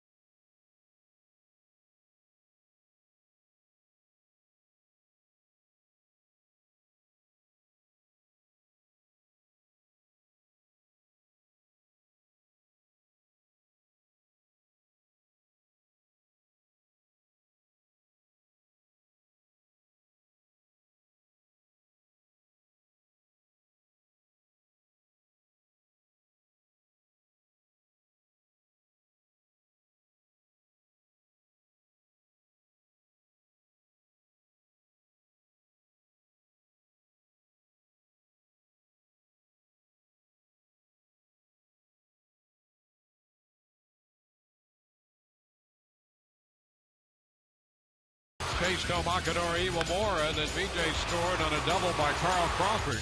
In the fourth, a Robinson Cano two-run homer tied it. The Rays grabbed the lead in the bottom of the fourth on the home run by Carlos Pena. So we move into the seventh inning with the Rays leading 3-2. Robinson Cano leads it off against Joe Nelson. And the pitch is in there for a strike, and that a way to go. Something other than a fastball on the first pitch, and he takes it for a strike. Well, we were talking in the break saying this first pitch should be that great changeup because Cano's been sitting fastball and hacking first pitch on every fastball he sees, and that's indeed what it was. Foul ball back. Fastball. He doesn't let too many of them pass. Nope. 0-2.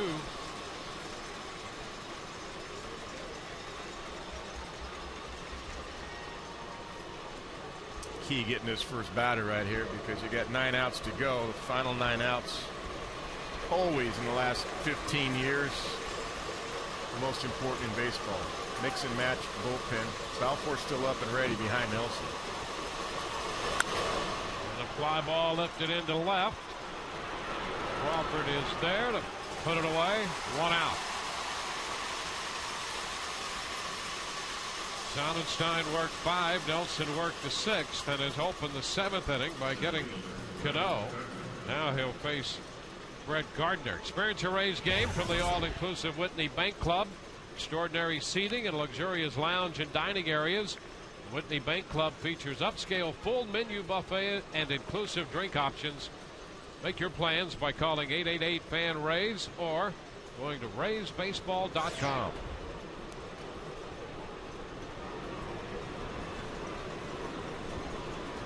Brett Gardner.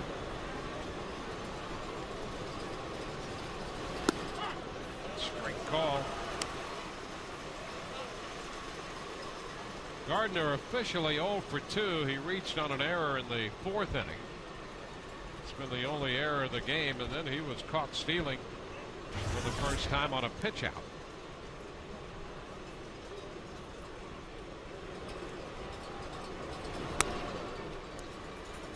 One and one.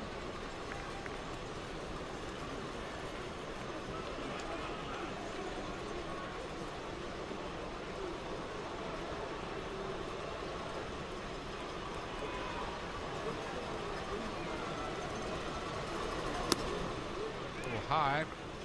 2 balls and a strike. Hideki Matsui has come out on deck.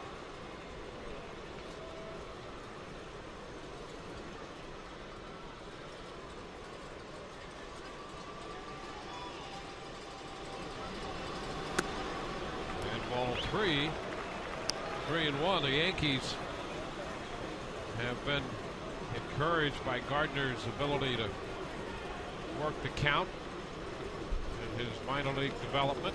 He's up in the count 3-1. Now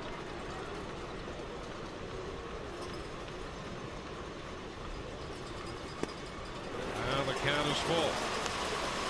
Yeah, you don't mind that. Let him swing 3-1. I mean, Yankees need base runners. That's fine. Got to pound the zone. This is the guy obviously you don't want to walk because he can steal a base on you. So good fastball right there. Good call going right after Gardner. 3-2. Fouls it out of play. See it again. And that type of swing you saw right there, that 3-2 little slasher, that's what we expected last night. And that's exactly why the defense was playing him shallow, especially in left field late in the game. Not expecting a ball driven over Carl Crawford's head or BJ Upton. And they stay the same. They're playing him shallow. 3-2 again. And he pops it up, but that's going to be a foul ball out of play. Hernandez hustling back to the screen, but no chance on that one. And so Gardner will see a 3rd consecutive 3-2 pitch. That's where Joe just has to stay tough. Guy's going to battle you. Foul out some good pitches. You have to be above it and not give in and make your pitch again. Real key to the game right here for me. 3-2. And again, a foul ball, so a battle going on.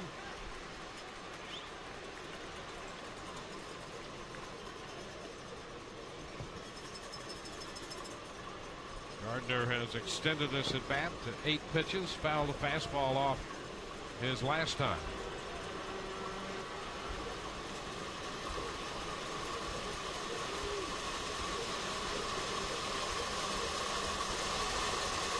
Three-two again. And he got him. Struck him out. He got him on a fastball. Second strikeout for Nelson. 2 outs here in the 7th. Pena do. Matsui will be the pinch hitter next. Jim Hickey's on his way to the mound. Look at this movement, tailing away. That's a good pitch. Little two-seamer away. Started out on the outside corner. Went off the outside corner by the time it crossed the plate about 4 inches and got Gardner to chase. That's a good pitch by Joe Nelson. And he really gutted it up right there. He threw 4 3-2 strikes in a row. And he's telling Jim Hickey, I'm fine. Jim Hickey out there just to see how he's doing, because Balfour's been ready. It's not like he's giving Balfour time. That's just a meeting to say, hey, you okay? You face 5 batters. How you doing? And Joe Nelson has that air of confidence about him. Say, I've got him. I feel good. And also just remind him how to pitch to Matsui. Remember, he's in the National League last year, Joe Nelson. Don't want to throw any cookies here. Pitch inside to Matsui. Matsui was the DH in the game here Monday night. Hit 3 ground balls to first.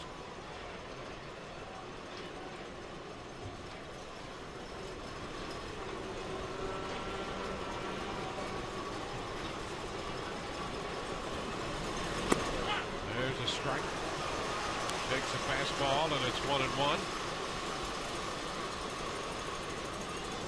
This time these two have squared off against each other. Nelson and Matsui. And that's what part of that meeting was too. Just a reminder of how to pitch to him. Even though you go over those reports before the series starts, it's a good reminder. Again with a strike on a fastball. It's 1-2.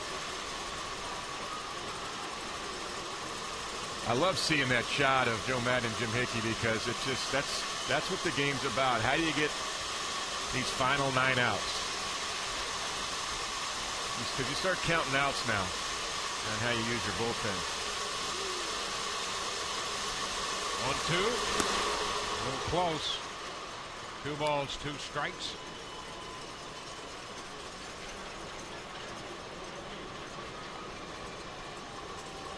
Andy Sonnenstein pitched the first 5. Nelson has gone an inning and 2/3.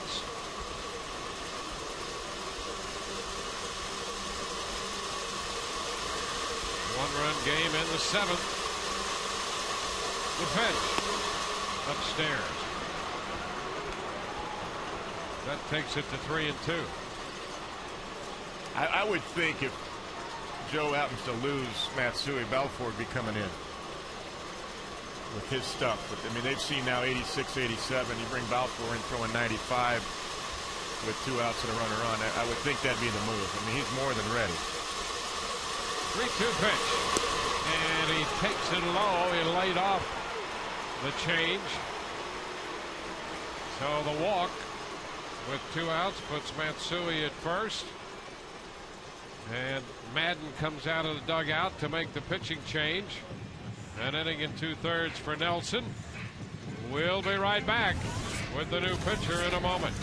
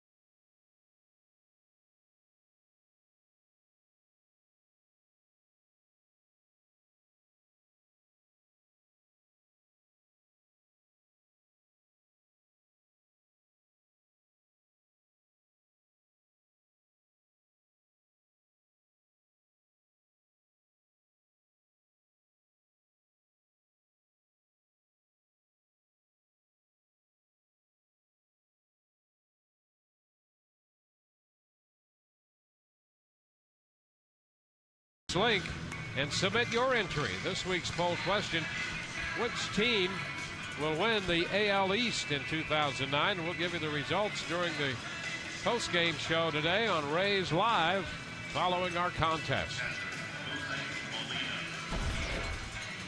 Grant Balfour, the new pitcher for the Rays.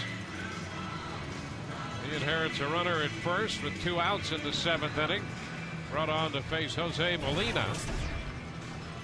3rd appearance for Grant. He had a tough outing in that lopsided game Sunday when the Rays beat the Orioles 11-3, and he gave up 3 runs, didn't get anybody out. So he's extra motivated today. That's what we're talking about. Somebody's going to pay today. Grant's mind, that's for sure. He pitched well against the Red Sox. Cody Ransom running at first for Matsui, who walked.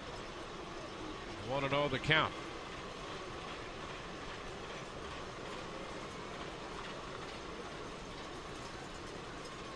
Molina line to center. Last time up, hit a fly ball to right. And is a little late on that one. 93 right there. They've been seeing 85, 86, 87 miles an hour fastballs all day long between Andy Sonnenstein and Joe Nelson. Now you got the power arm here, 93, 94, and Grant, of course, will get it up to 95. And Jose was a little bit late on that one. 1-1. Too low. 2 balls and a strike.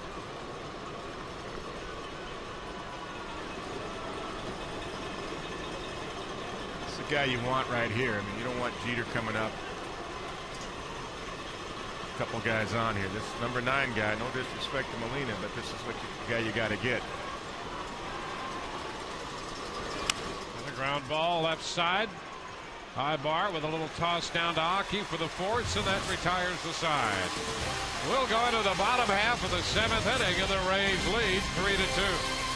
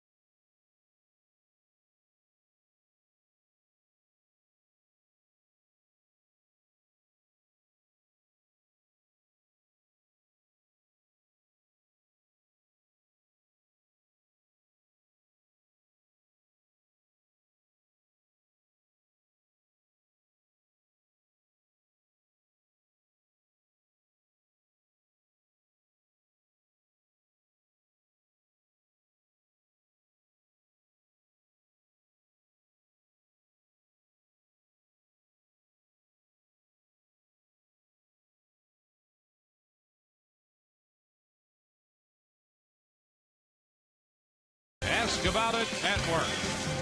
And by Tobacco Free Florida. Tobacco Free Florida wants you to be tobacco free. Visit tobaccofreeflorida.com for more information.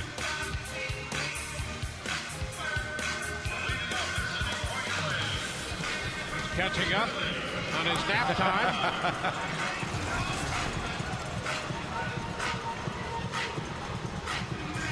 Cody Ransom takes over at 3rd after pinch running in the top of the inning.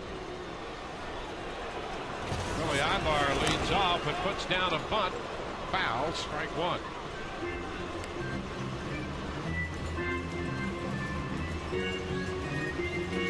Rays facing Andy Pettit, the 37-year-old lefty, still out there. Pettit, born in Baton Rouge, Louisiana, grew up in Deer Park, Texas, outside of Houston. There's a line drive, and it's caught by Jeter. High bar the first out in the Rays' half of the 7th. Right at Jeter to really get it off the end of the bat a little bit.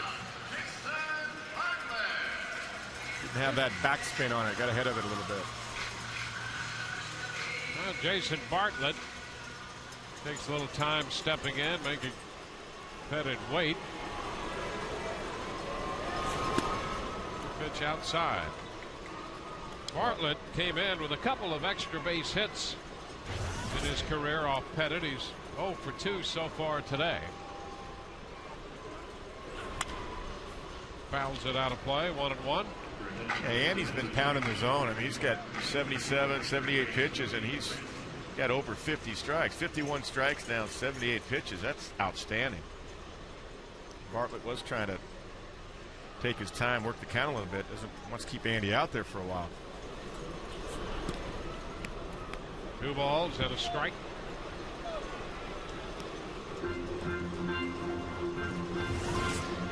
Well, he had a couple of quick innings in the 5th and the 6th. That was 3 balls and a strike. And this is a pitch, too, for Bartlett, even though he's hit a couple of home runs. I mean, it's got to be right there for him to want to jump on it. If it's a fastball there, hey, go for it. And he draws the walk. That's a good at bat. I think Jason was thinking exactly that. Anything other than a fastball down the middle, I'm going to make him work. And that's exactly what the Rays were looking to do this inning. Well, the Rays have a good base runner at first, and Bartlett with 1 out. Gabe Kapler will be the hitter. And Dave Island, the Yankees pitching coach, on the phone down to the bullpen, and they're going to start to get a little action down there.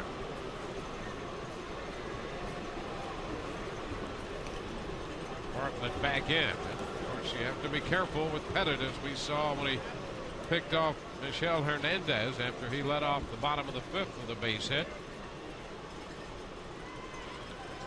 Pettit picked off 10 base runners last year.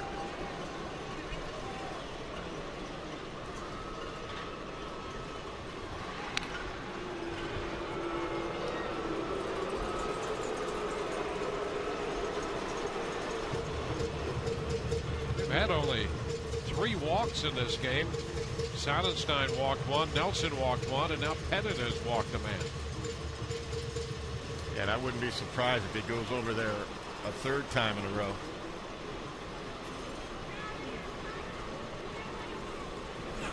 That one caught the edge to Kapler. Strike 1. Because if you guess right on Andy, I mean, he does have a high leg kick. If you guess right and go first move, you'll steal it. But he'll double up on you throwing over to first base.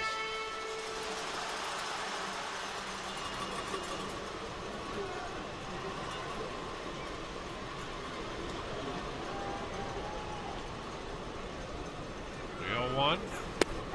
There's a strike, and he's quickly ahead of Kapler. 2 strikes.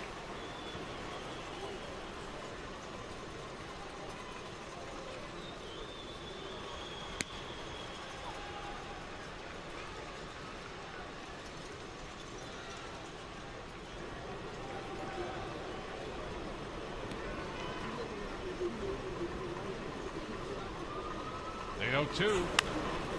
Foul out of play.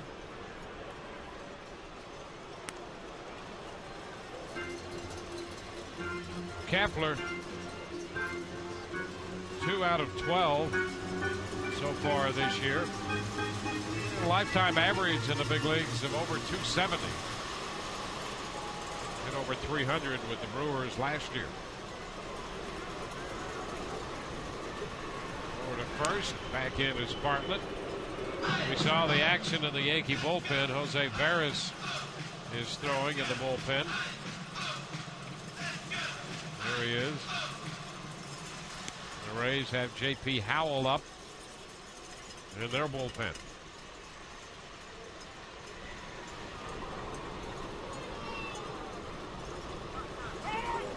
Time call, no pitch. So The count is still 0-2 to Kapler. See what Andy Pettit did when the umpire called time. You're supposed to keep throwing the ball, but throw it high. Don't throw it at somebody's head like Josh Beckett did, and that's why he got suspended. That's how you do it. 6-game suspension and a big brawl. That's what you're supposed to do. You don't want to stop your motion because you might hurt your arm. Throw the ball, but just throw it high and to the catcher so nobody can reach it, just in case.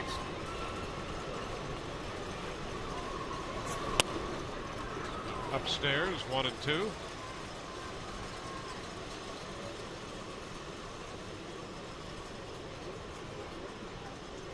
Rays scored 2 runs in the third on an RBI double by Upton and a double by Crawford. 2-run homer by Cano in the fourth tied it for New York, and Carlos Pena homered in the bottom of the fourth to make it 3-2. It's been that way since. Bartlett's back in there.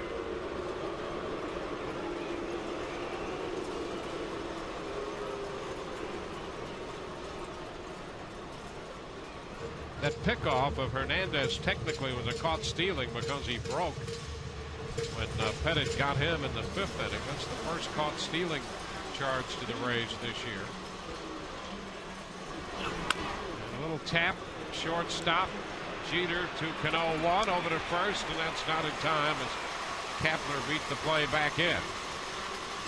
So the force at second on Bartlett. 2 outs with Kapler aboard. And Michel Hernandez will have another at bat.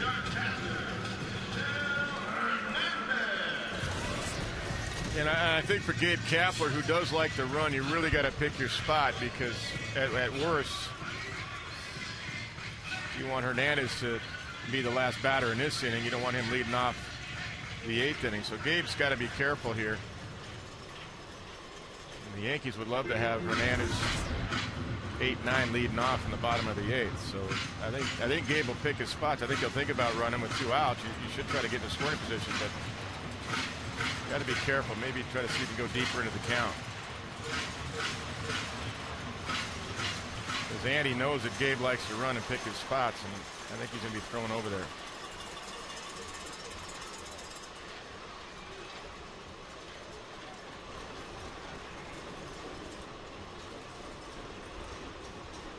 Going to first. Kapler ducking back in. Just in case you're thinking about going first move, that's what that was. That was not the good move. He'll go over there a little better one than that. That was the obvious one.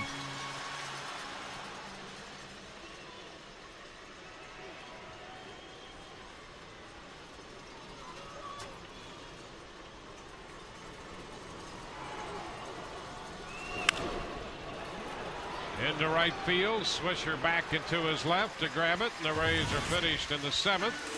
No runs, a walk, and a man left. On to the 8th, 3-2, Tampa Bay.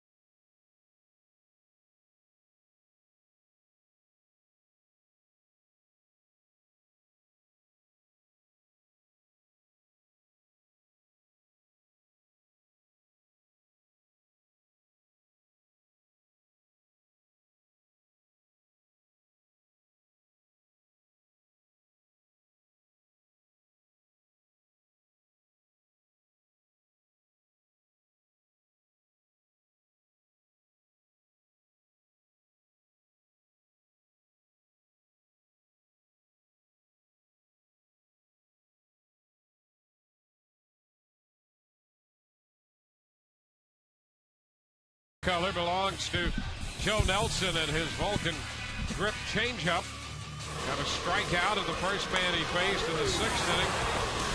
Got Teixeira looking. Struck out Brett Gardner in the 7th inning. Just as little relievers keep their teams in the game, you too can stay in the game with Just for Men hair color. Grant Balfour got the final out in the 7th. He'll open the 8th, facing the top of the order. Derek Jeter, Johnny Damon, and Mark Teixeira. The Rays have J.P. Howell up in the bullpen.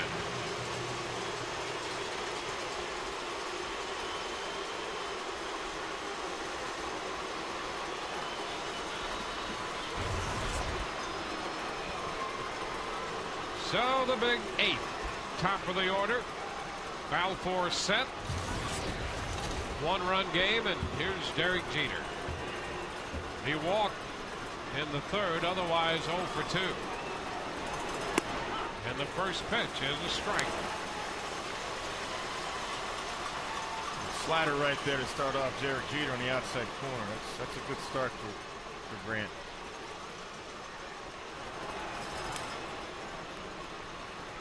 One and one.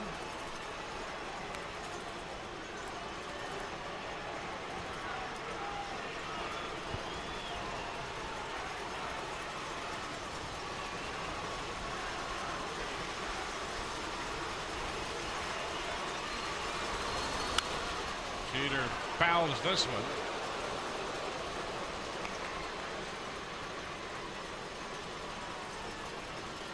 One and two.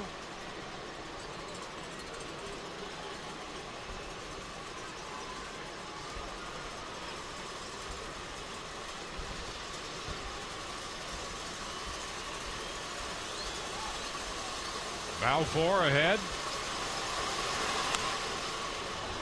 This one is fouled. Breaking ball in on Jeter.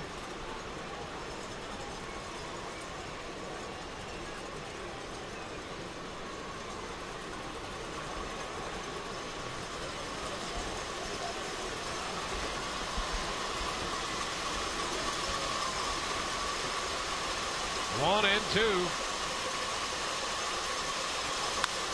Fly ball center field. Upton going back, still on the run, and he's not going to be able to get to this one.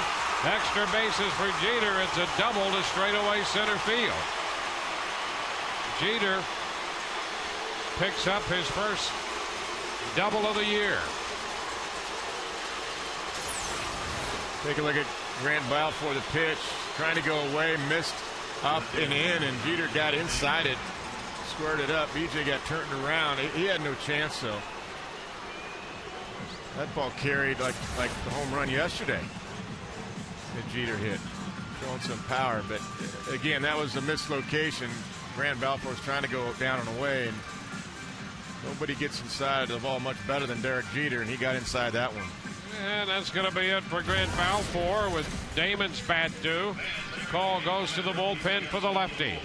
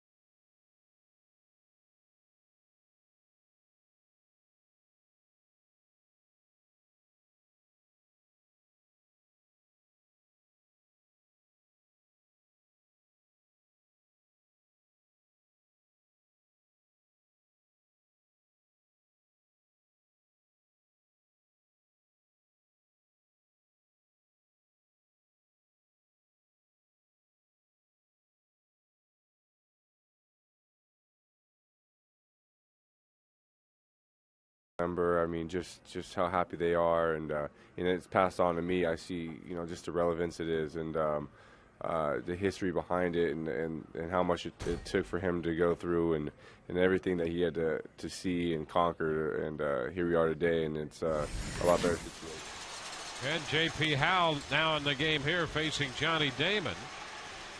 With a runner at second, that's Jeter, and nobody out. A ball and no strikes here. J.P. took the loss in last night's game, worked an inning, and gave up a run.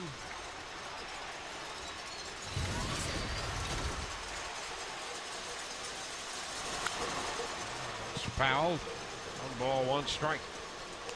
The Rays skipper Joe Madden going to the bullpen for the lefty with the left-handed bat of Damon up now, and then the line of switch hitters with Teixeira, Swisher, and perhaps Posada due next. All 3 switch hitters.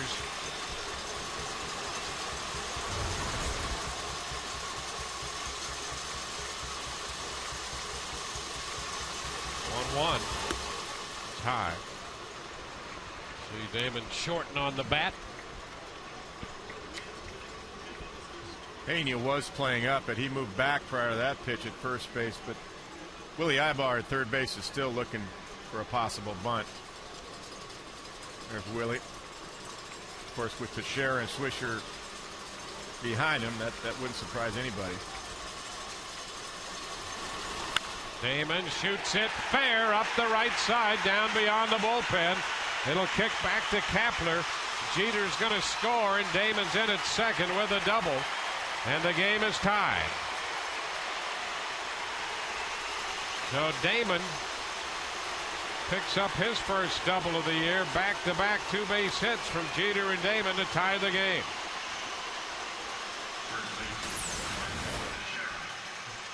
Take a look at the pitch. Had some sink to it right there. And Johnny turned on it. Looked like it hit that chalk just inside the line. But, once again, you get behind the count and put the hitter at the advantage right there. So far, the bullpen ERA is pushing 6 as a club. That's not what we saw last year. The bullpen was third in the American League with a 3.5 earned run average. Teixeira takes the pitch inside. Brian Schaus, the veteran lefty, gets up. Teixeira 0 for 3 today.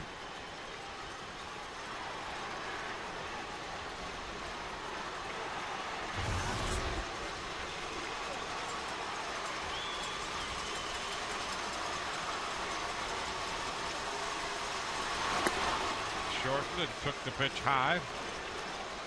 2-0.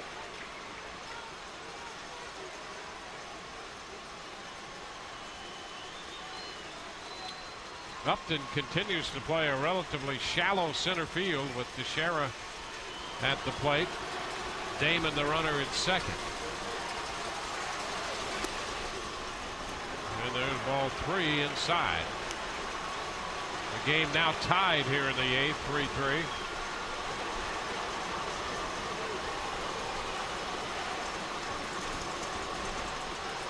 Mark likes to work the count, but he'll be swinging 3-0 if he gets a cookie here to hit down the middle.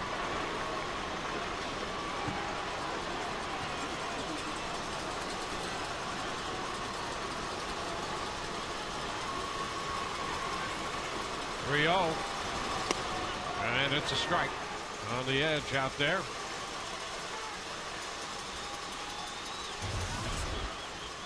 It's the breakout for Teixeira lifetime, a 308 right-handed hitter, 281 from the left side.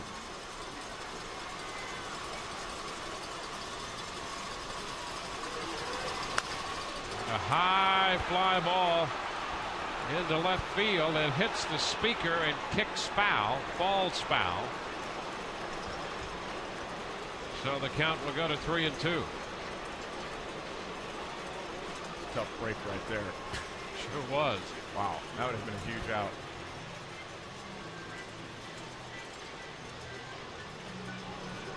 Kicked foul. It was a dead ball over there. And the count full.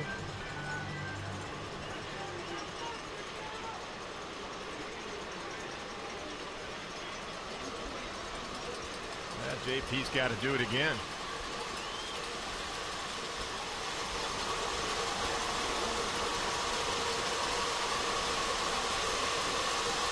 3-2. Foul the other way this time, out of play.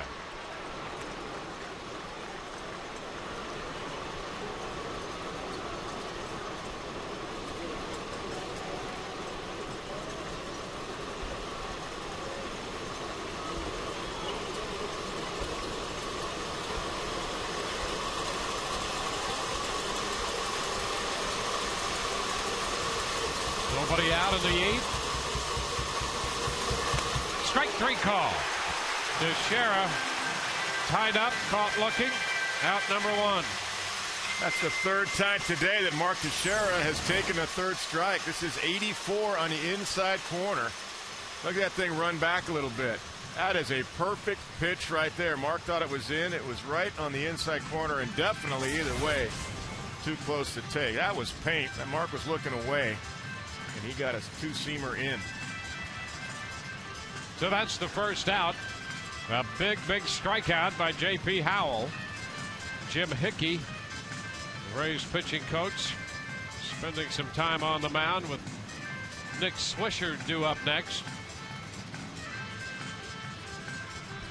Nick hitting right-handed this at bat, but he's been hitting well from both sides of the plate. But he's hit the ball hard 3 times today. Now you see last year right-handed.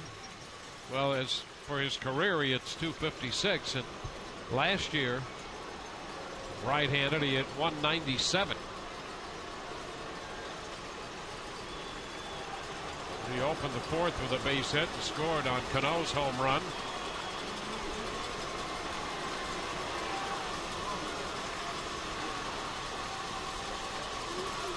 Turn, but nothing doing. Pena way off that first base line with Swisher up here against Howell.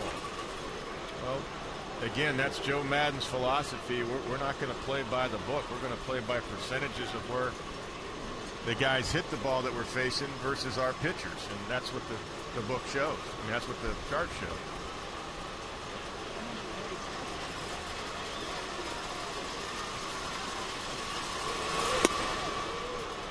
Stand a bit. 1-0. Swisher had 2 hits, a homer and a double last night. He homered and walked in Monday night's game. And again, the outfield is shallow, just how they've been playing the whole series. Trying to take the single away here. And the strike. A 1-1 count.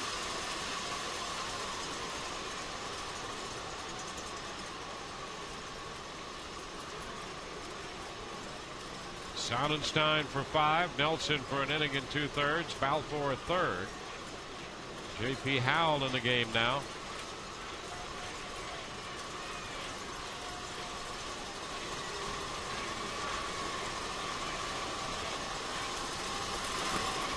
And a pitch in as Swisher started to go. Stopped. 2 balls, 1 strike. One thing that Swisher did learn in the Oakland organization coming up is that in the minor leagues, the hitters are told you must walk 1 time every 10 at bats. That's just part of the philosophy of Billy Beane and the Oakland A's. So Nick does work the count pretty well. To be tough on pitchers. In fact, the last 2 at bats, he's had 3 and 2 counts.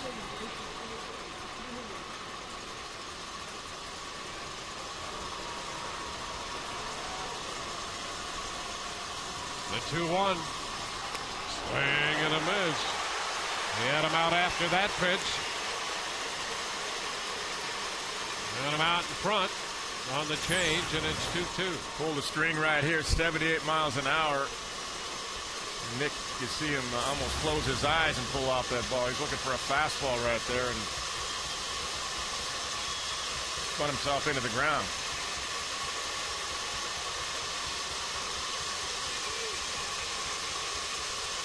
Damon still at second with 1 out.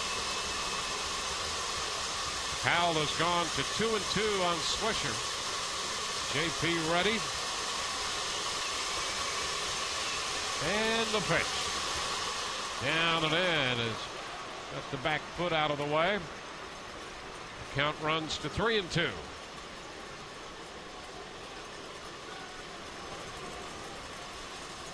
As good as that changeup was 2 pitches ago, he throws that same pitch, same arm speed. I think it's going to be tough for Nick Swisher to stay on it.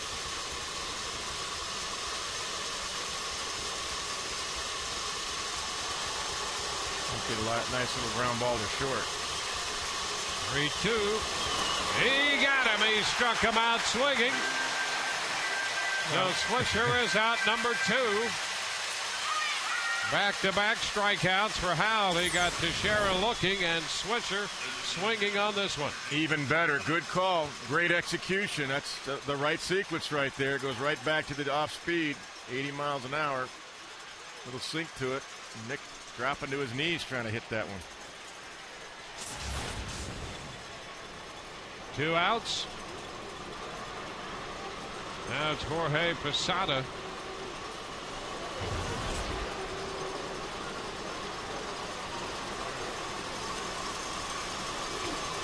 Another tough out here. It didn't miss by much. No, it didn't. Plate umpire Ed Montague says no on that. Looked like a pretty good pitch. Might have crossed the knees.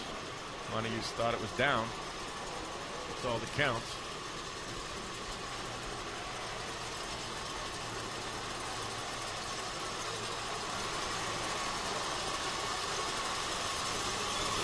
Down and in, blocked by Hernandez. 2-0.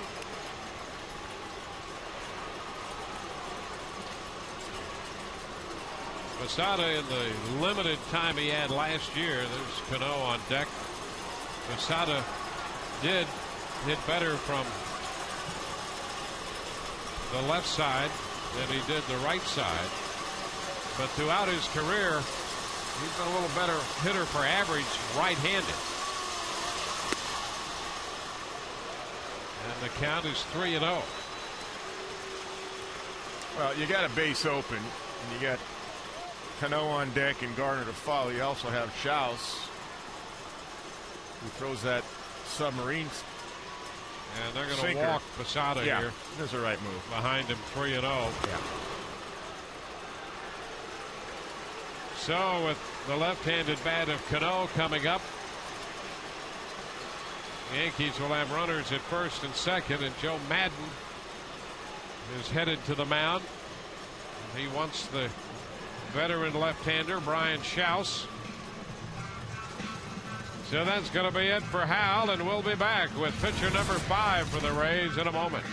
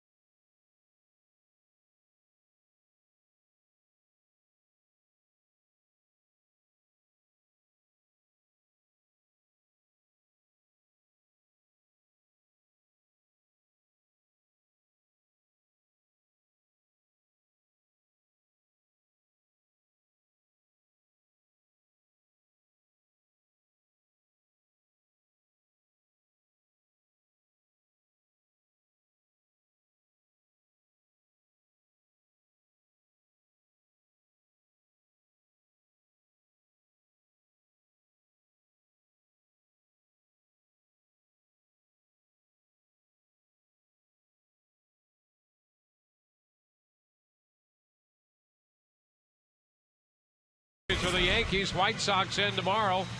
We'll be with you on FSN Florida Jeff Neiman makes the start against the lefty John Danks. Our coverage begins at 6:30 tomorrow night, leading up to the 7:08 first pitch. Brian Schaus, the new Rays pitcher. Schaus on to face Cano. First time these guys will have squared off. Yeah, this is what you got Brian Schaus for. Situational lefty right here. The pitch is a strike. Cano with a double and a homer. No pitch coming off the Rays starter Andy Sonnenstein. Gave up 2 runs in 5 innings on 4 hits. 2 of those hits belonging to Cano. It's 1-1.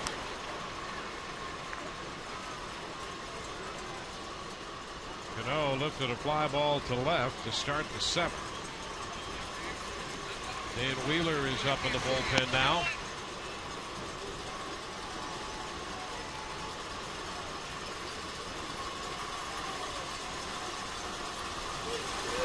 And a ground ball headed to short. Grabbed there by Bartlett to Aki for the force. And that retires the side. The Yankees score 1 to tie. They leave 2. Bottom of the 8th coming. 3-3 ball game.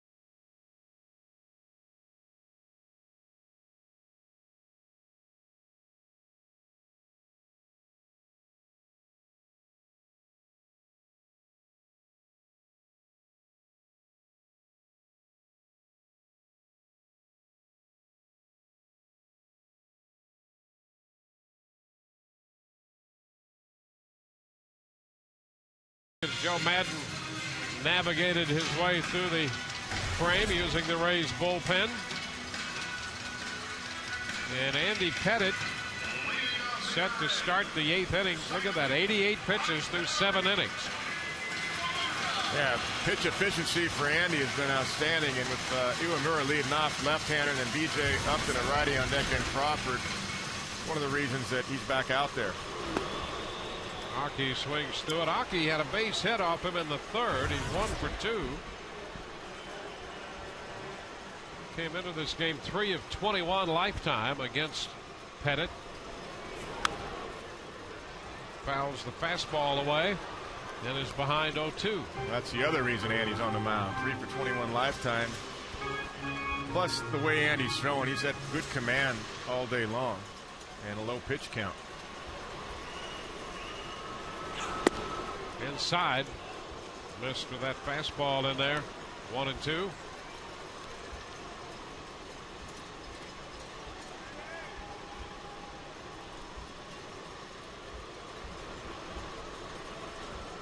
Each team with 3 runs and 6 hits.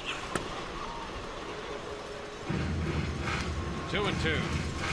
Brian Bruni is busy in the bullpen for New York. He's a good arm out of that pen. 95. Struck out the side last night. Now ball 3 to Aki. So after falling behind 0-2, the count is now full. Well, Andy had him 0-2, went back inside 3 times I thought with 2-2 he'd try to go back outside away with that cutter. He just got a piece of it to stay alive. That curveball right there, breaking ball. 3 fastballs in, then 3-2 he gets the breaking ball, and didn't quite stay in there, but the bat was still there. He wasn't. 3-2. Hockey sends a high fly ball down the left field line, and that's going to slice foul.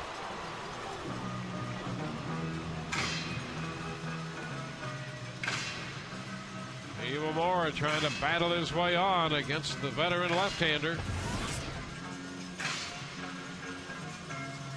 Yandy does that a couple times, and he'll try to come back inside with that fastball, sneak one on the inside corner.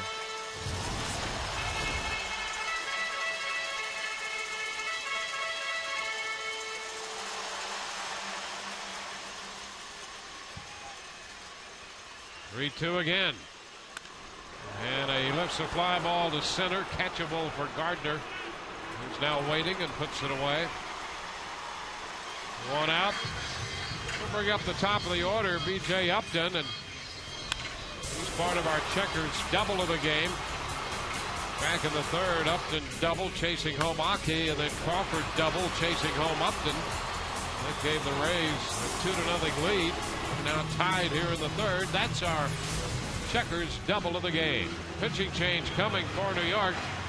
That's going to be it for Pettit, who worked 7 1/3. We'll be back with the new pitcher in a moment.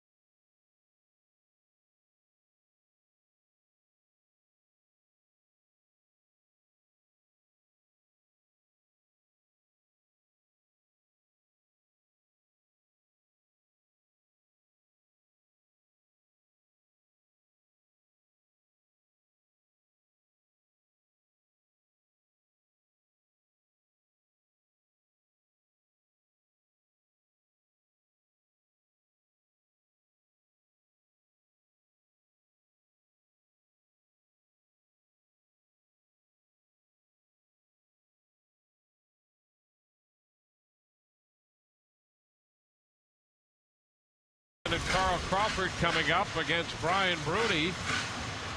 Bruni finished the game last night for New York, struck out Upton, Crawford, and Longoria to end it. Gone for the 6th time already.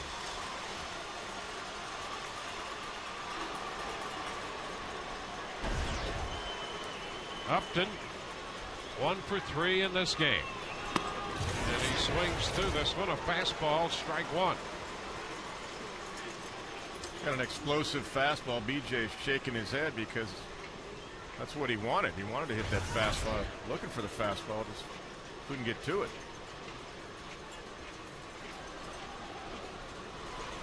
Upstairs, he lays off that pitch. This time it's 1-1. That's a lot of use already. This is his 6th appearance. Bruni. There's a big cut and a miss. So the count is 1-2. Upton connected last year off Brian Bruni. That was 1 year and 1 day ago on the 14th.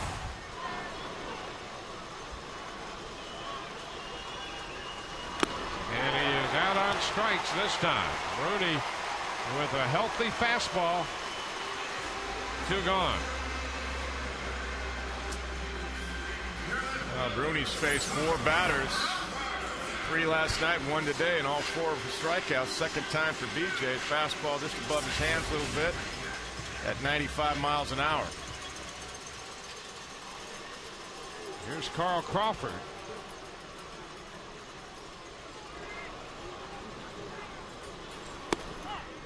The pitch is a strike. Crawford doubled in the run in the 3rd. That's his hit so far, 1 for 3. Bruni came in last night throwing hard strikes. He jams Crawford, who fouls it 0-2. Well, Bruni struck out the side on 10 pitches last night. He got ahead of Upton 1-2, struck him out. Now he has Crawford down 0-2.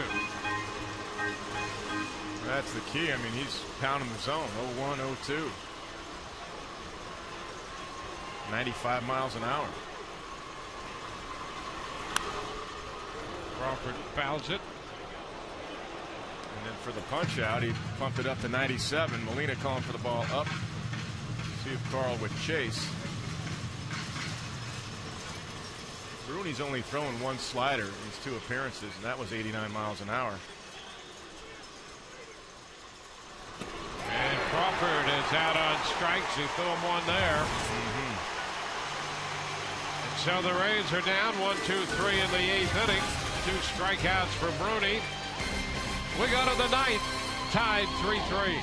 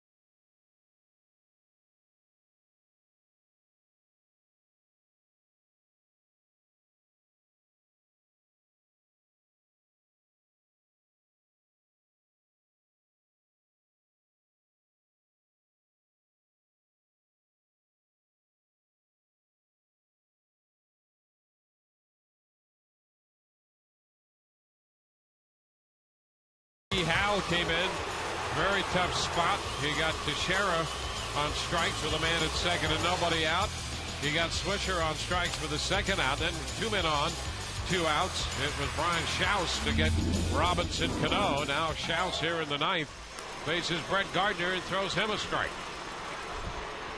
Check out the new R Performance vehicles at your local Jaguar dealer or on JaguarUSA.com. Pitch is wide, 1-1. Gardner leading off. Cody Ransom on deck, and then Jose Molina. The Rays have Troy Percival throwing in the bullpen. He's been up for a while. There's Percival.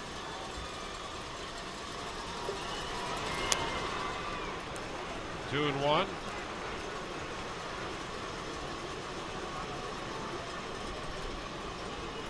It's the part of the order that you want to get. 7, 8, 9. Give your offense a chance to try to win it in the bottom of the 9th. But first things first. Ball 3, 3-1 now. It's the one guy again you don't want to walk in.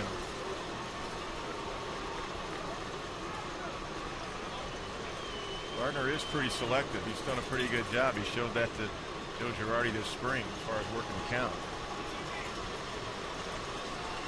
3-1 pitch. Strike called, and the count is full.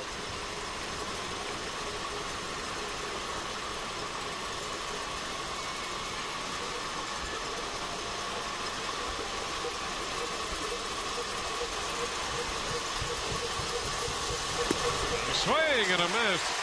Schaus comes back to get Gardner after falling behind him. He struck him out with that fastball. So one away here in the ninth, and Joe Maddon's going to go to the bullpen now after this opening strikeout of the left-handed hitting Gardner. Yeah, that's a real nice pitch by Schaus, coming back 3-1, 3-2. The last one being that sinker. Get Gardner, and as I said earlier, I mean, Joe Maddon's going for it, managing these final 9 outs, mixing and matching with the bullpen. So he calls for Troy Percival. 1 out, bases empty in the ninth. The game is tied. Back in a moment.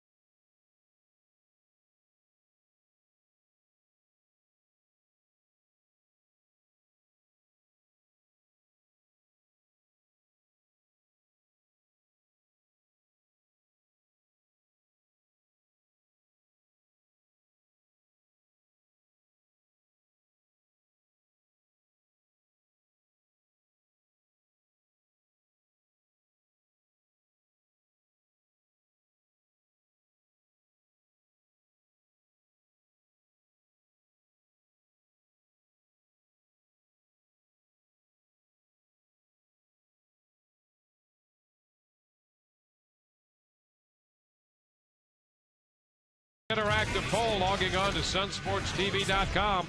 Click on the Rays link and submit your entry. The poll question, which team will win the AL East in 09?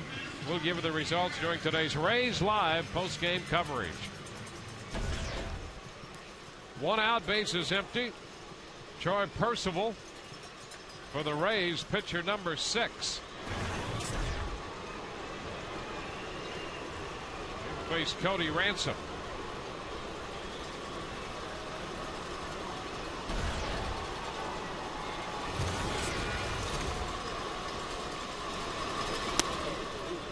Too high. Started him with a little breaking ball that stayed up there. 1 ball, no strikes.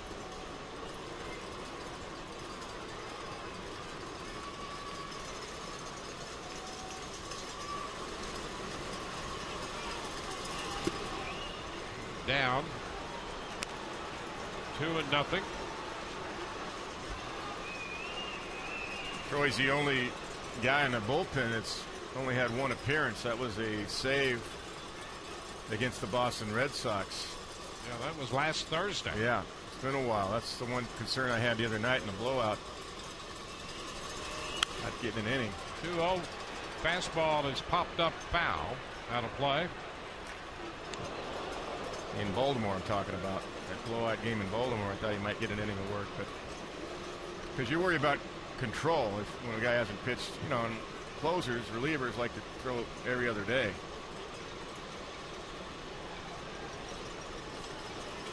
Two and one.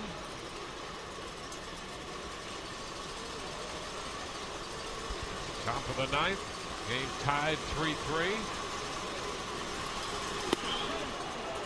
And there's ball 3 down, a fastball. Well, with Percival's entry in the game, the Rays have just Cormier and Wheeler left in the bullpen. Wheeler threw 24 pitches last night. Cormier 27 in an inning and a third the night before. Yeah, what Joe Madden's doing, he's got 3, 4, and 5 hitters coming up the bottom of the ninth. He's just trying to get through this inning. Hopefully the offense puts it across and wins it. And there's a base hit into right center field. Upton's going to cut it off. Ransom's going to go for 2. The throw is not going to be in time. And Ransom on a 3-1 pitch doubles off the fastball.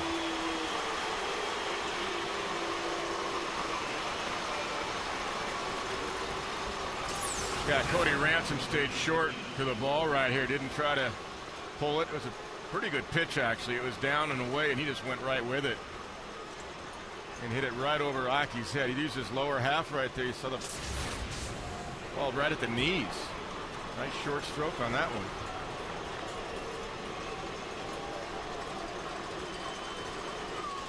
Jose Molina.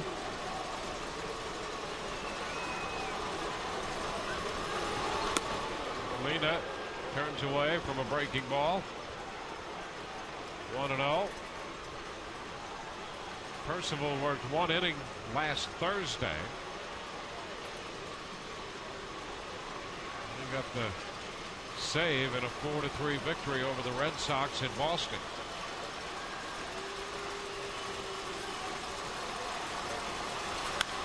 And a line drive to Ibar. Out number 2. So Molina hit it on a line.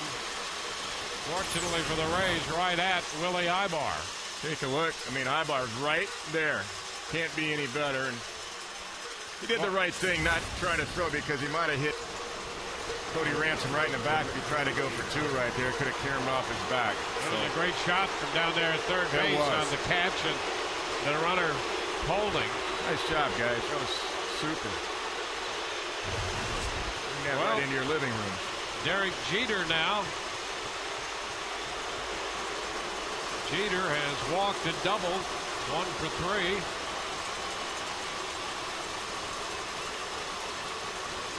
Ransom at second. The pitch is a strike. Fastball starting Jeter. Percival had started the first 2 hitters with a breaking ball that he did not throw for a strike, and now he's out in front of Jeter with a fastball strike.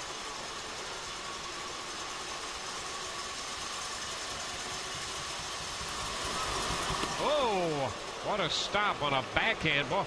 Hernandez turned into an infielder right there. Well, that's exactly what you're supposed to do. If the ball's too far to your right or left, become an infielder, become a third baseman and backhand it. You only have so much width you can go to as far as shifting. And boy, he picked the curveball perfectly. I tell my catchers, by the way, to take some ground balls in the infield at third base sometimes, just for reasons like that. Get used to plays like that. 1-1. Ground ball through the hole, left side. It'll be charged by Crawford. Ransom's on his way to the plate. He will score, and into second base on the throw goes Jeter. New York takes a 4-3 lead. Jeter grounds a base hit into left, scoring Ransom.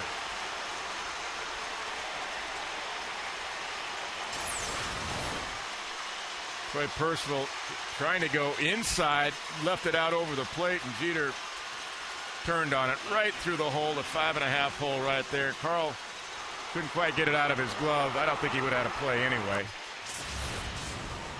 2 outs at second base. You're running on contact. Couldn't quite get it out of the glove, but I don't think it would have made a difference.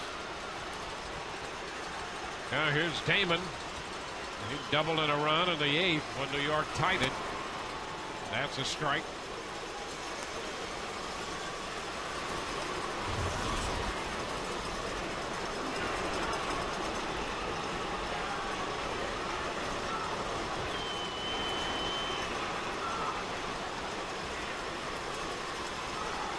So 2 hits here. And a fly ball into center. Upton will be there to catch it. That retires the side. New York takes the lead with a run in the top of the 9th. The Rays will have Burrell, Pena, and then Ibar due up. Rays need 1 to keep it going, 2 to win it.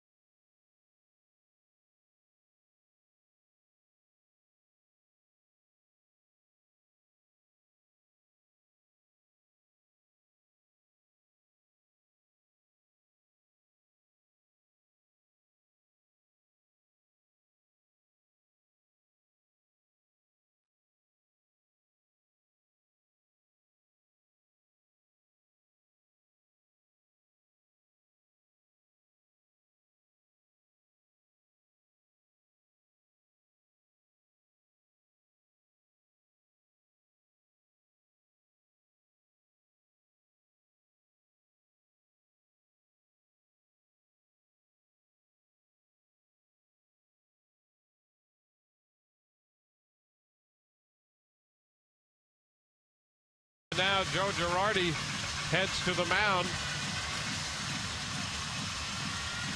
So Bruni worked 2/3 of an inning, becomes the pitcher of record and will depart, where Rivera will be back in a moment.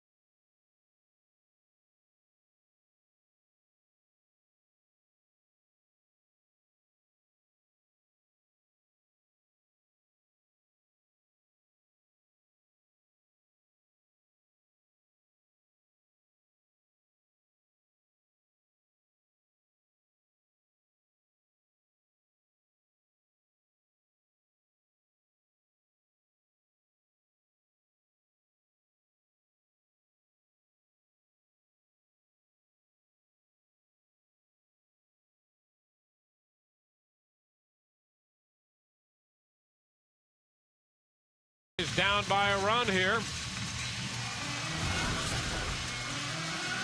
Stay with us. Post game coming up. Rays Live immediately following the game. We'll take a look at the big day for Carlos Pena, receiving the Gold Glove, and he hit one out. Carl Crawford on the Rays RBI program, and a look ahead at Jeff Neiman's start tomorrow against the Chicago White Sox. Mariano Rivera in this ball game. Pat Burrell will be the first Rays hitter to face him. Pena next, and then Ibar due.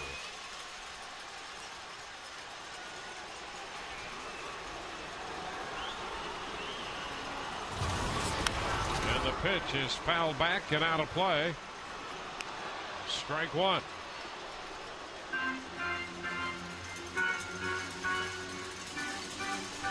Pettit, Bruni, and Rivera. Bruni, the pitcher of record. 1 ball, 1 strike. At least you know what you're going to get. Yes, you do. One pitch, a cutter.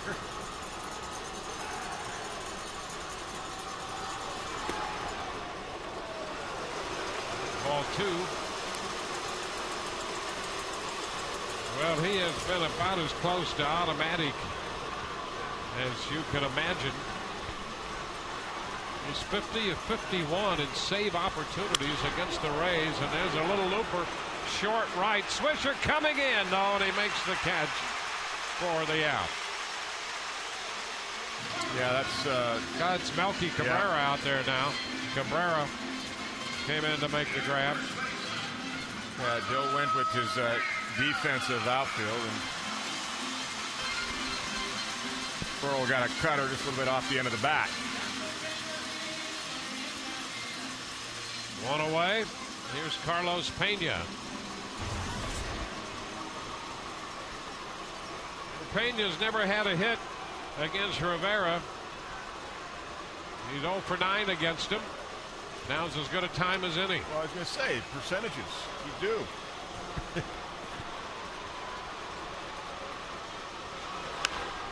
bounces this one down to first, however, and Teixeira steps on the bag. 2 gone. Yeah, he's so tough on lefties because that ball just runs in on the hands, and it's got such late movement.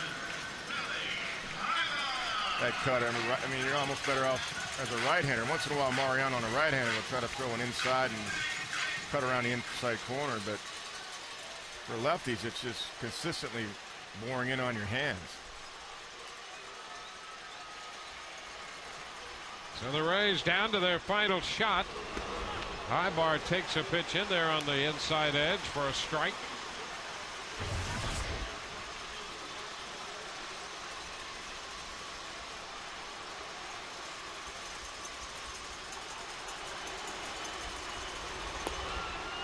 It's down.